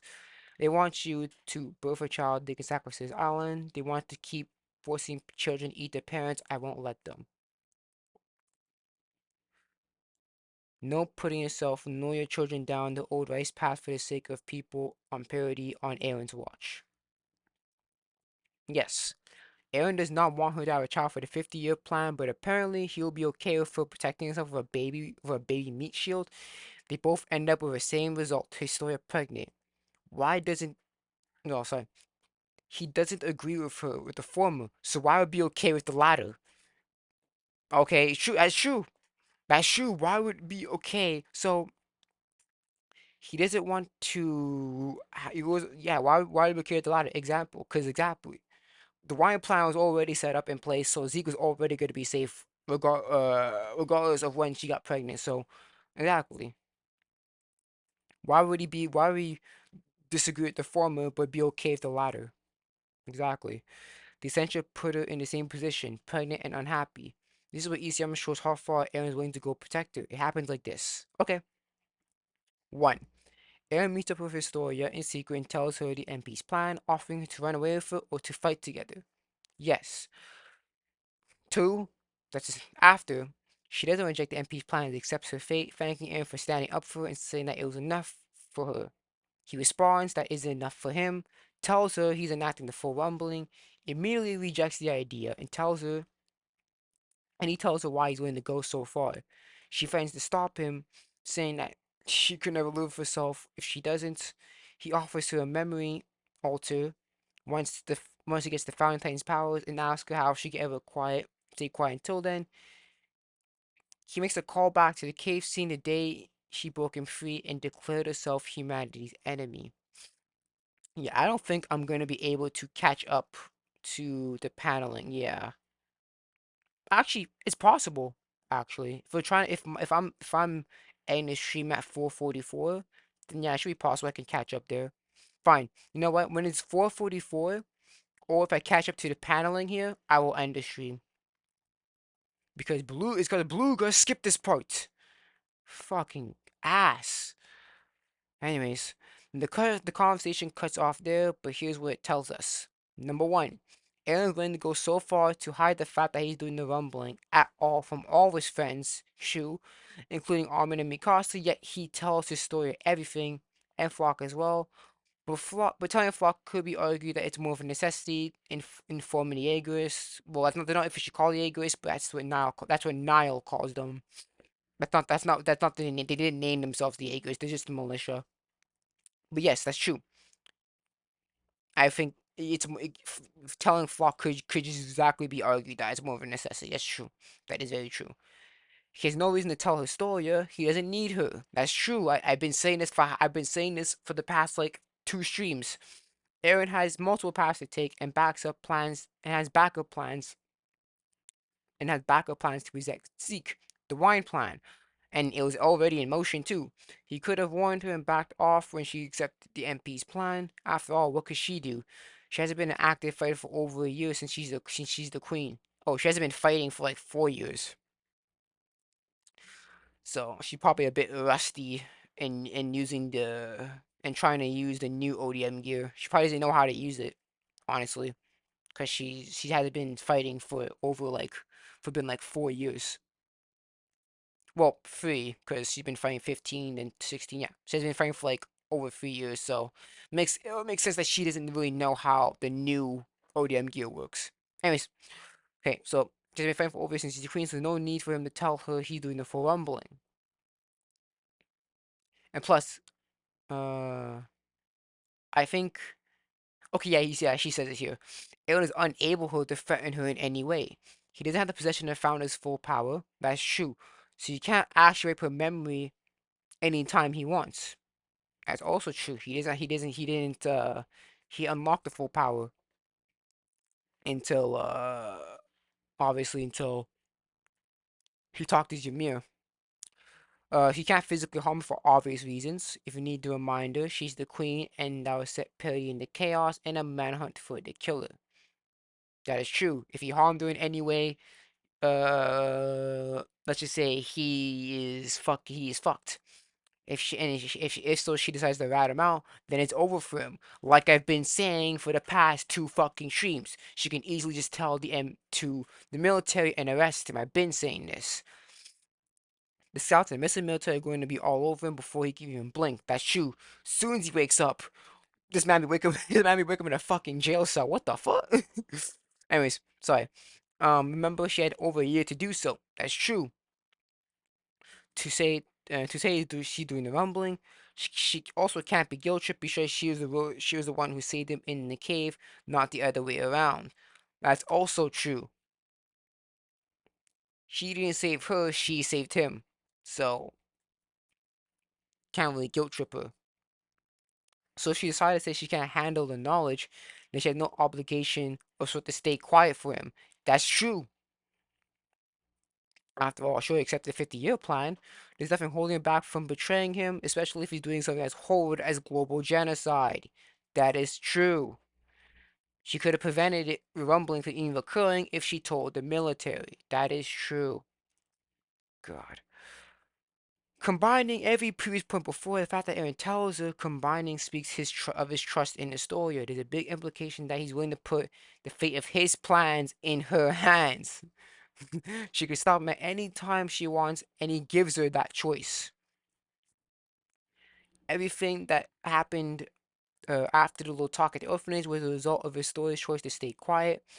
One could argue that he somehow saw a future where he has to talk to Historia and guilt trip her somehow in some way.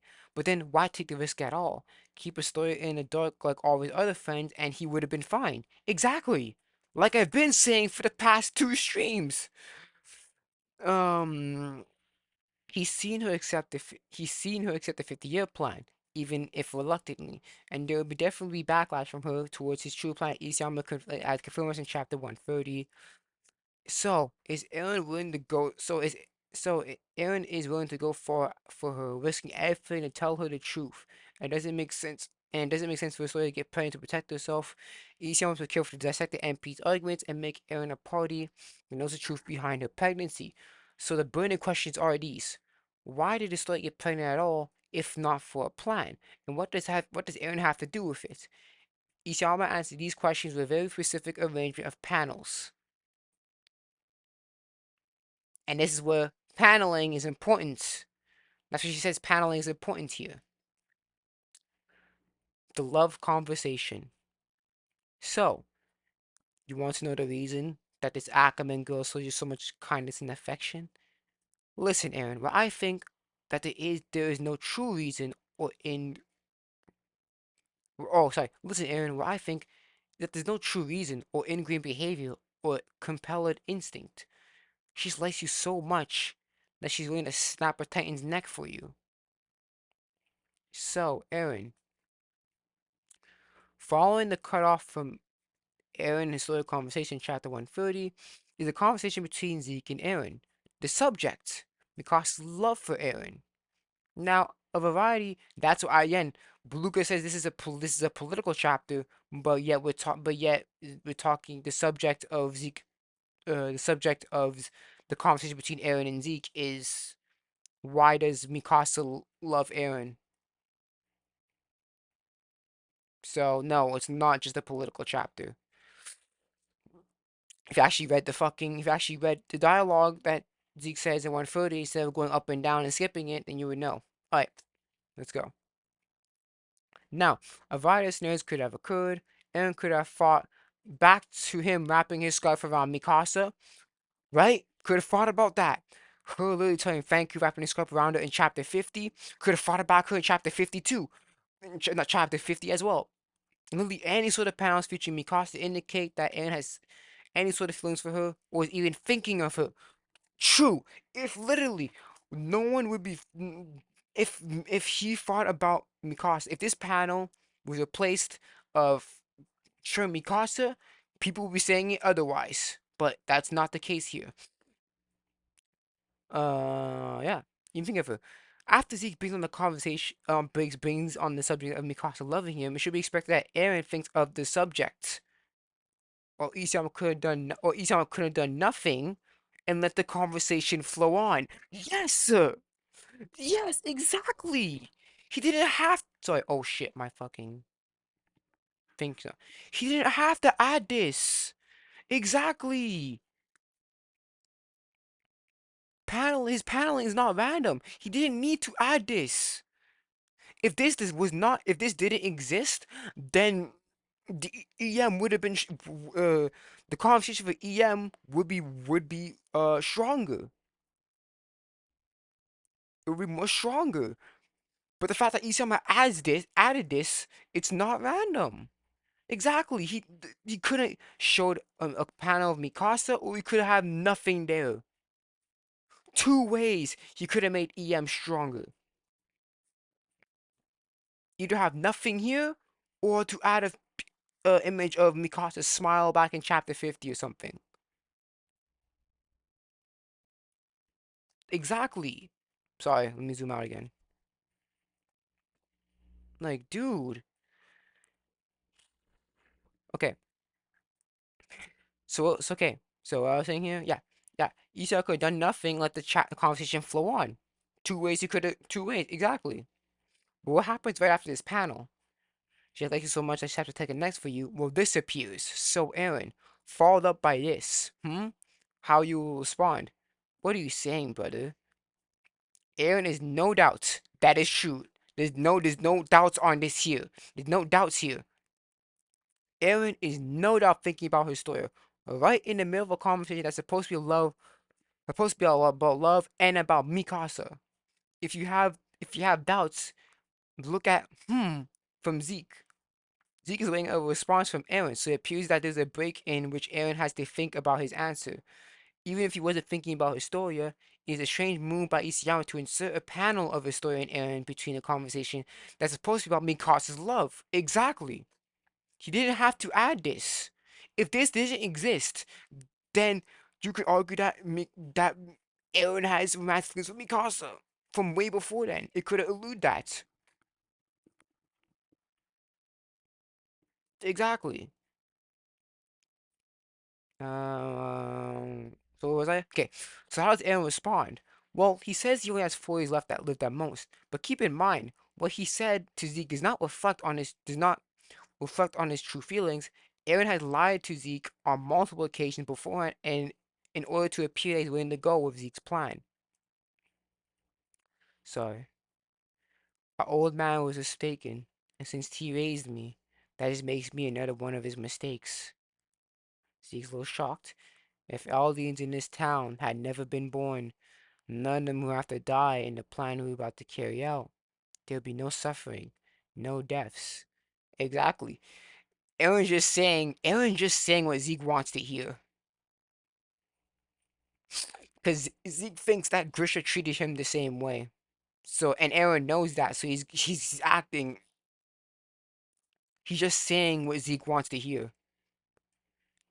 Never being born into this world is the greatest salvation of all. Which is not true for chapter 71. Or is it chapter 71 or chapter 70? Chapter 71. Chapter 71, he is special.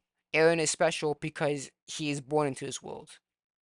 What he says here is the total opposite of his ideology from chapter 71.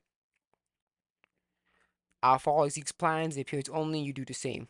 So in this panel he's only saying what Zeke wants to hear from him, and Eren knows that. His true thoughts in a matter of romantic relationship are not known as of yet. That's true. What follows after final confirmation that Eren is completely uninvolved and knows truth of his story's pregnancy. That is of course the panel that follows the response, the baby question. What do you think about me having a child? It is not a what do you think about me getting pregnant to protect myself? Or what do you think of me getting pregnant with insert unknown character's name? It's just this. What do you think about me having a child?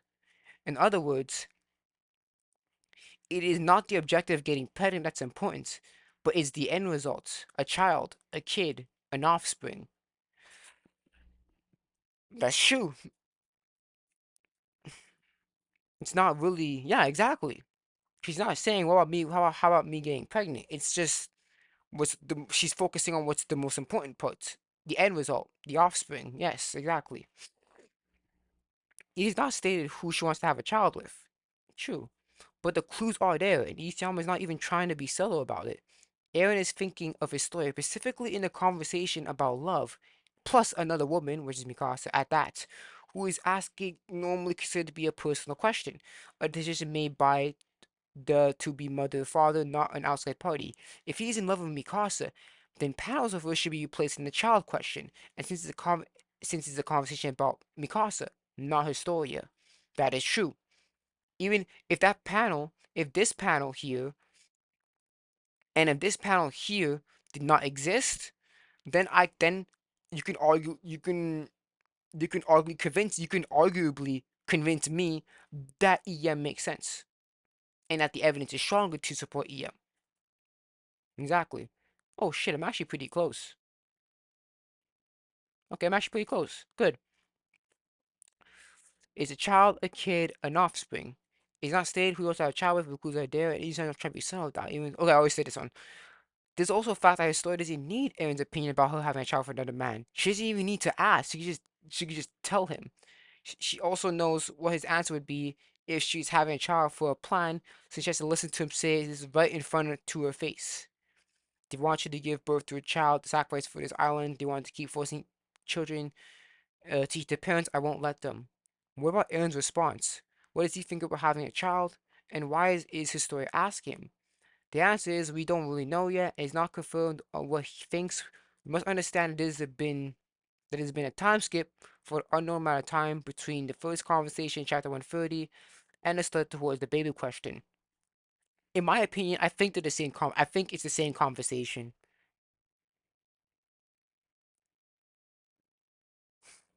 Actually, yeah, you could interpret it as another conversation. So I think what Lily's interpreting here is that Eren tells her about the plan first, she leaves, and then comes back for Historia's answer. And then she asks him what's gonna happen to him after and all that shit. Yeah, bro, how I thought of it, I thought of it as the whole, I thought of it as like the whole conversation. Like they talked about from from the birth the child to this shit. Okay, sorry, I'm getting all sidetracked here. And I start towards the baby question. Yeah, okay, yeah. Yeah, so between the end of the conversation 130, yes, and the start towards the baby question. Exactly. We don't know what led to Historia to talk about having a kid. We don't know the answer. And it's unfortunate that we never got that. And we will never get that. In other words, there's a gap, a missing chunk of the full conversation that explains how Historia went from being opposed to Eren's plan to asking him about a child. So, is there no answer at all? Well, from what we see on shows time and time again, paneling is very important and it's almost never random. Yes, Isayama is very careful with his paneling. That is true. Okay, well, yeah, I'm gonna end it here because I actually on 20 minutes earlier, it's 4:24 a.m. I said I was gonna end the stream 4 for 4. I said I was either catching up to a Beluga cutout because he cut out all this. All this, he cut it out. He cut all this shit out to here. So, yeah, I'm gonna end the stream. My throat is killing me, and yeah, I need to rest. I will post part 3 tomorrow. Actually, after the stream is ending, I'm actually gonna render it. I'm gonna download this stream and I'm gonna no actually fuck it. Since I'll get my priorities straight. I will render part 3 and then after I finish rendering part 3, I'll release part 3 on Sunday, which is today because it's 4 o'clock in the morning, which is later on today. And then after I publish it on YouTube, I will download part this is part 5 or part 6? Part 6. This is part 6. I'll download this part off Twitch and then it'll continue like that. So yeah, thank you guys for coming. I would put lo-fi music on, but I'm afraid of getting copyright claims for that because I got for part 2. I got copyright claim for using lo-fi music. So yeah, I can't leave you guys off some music today. So all I have to say is thank you guys so much for coming. I understand that my uh I understand that my there's a bit of delays, particularly everything shutting down, obviously this thing restarting. But yeah, I think we got some done. So don't forget this is the first part of my first stream because I did have my counter arguments for the first half of the stream, but then it shut down and restarted it and then we're here now. So I'm gonna download the last two streams. I'm gonna download this stream in the stream before, combine them, then render it and post that part 6, sorry. And yeah, I'm gonna end it here, guys.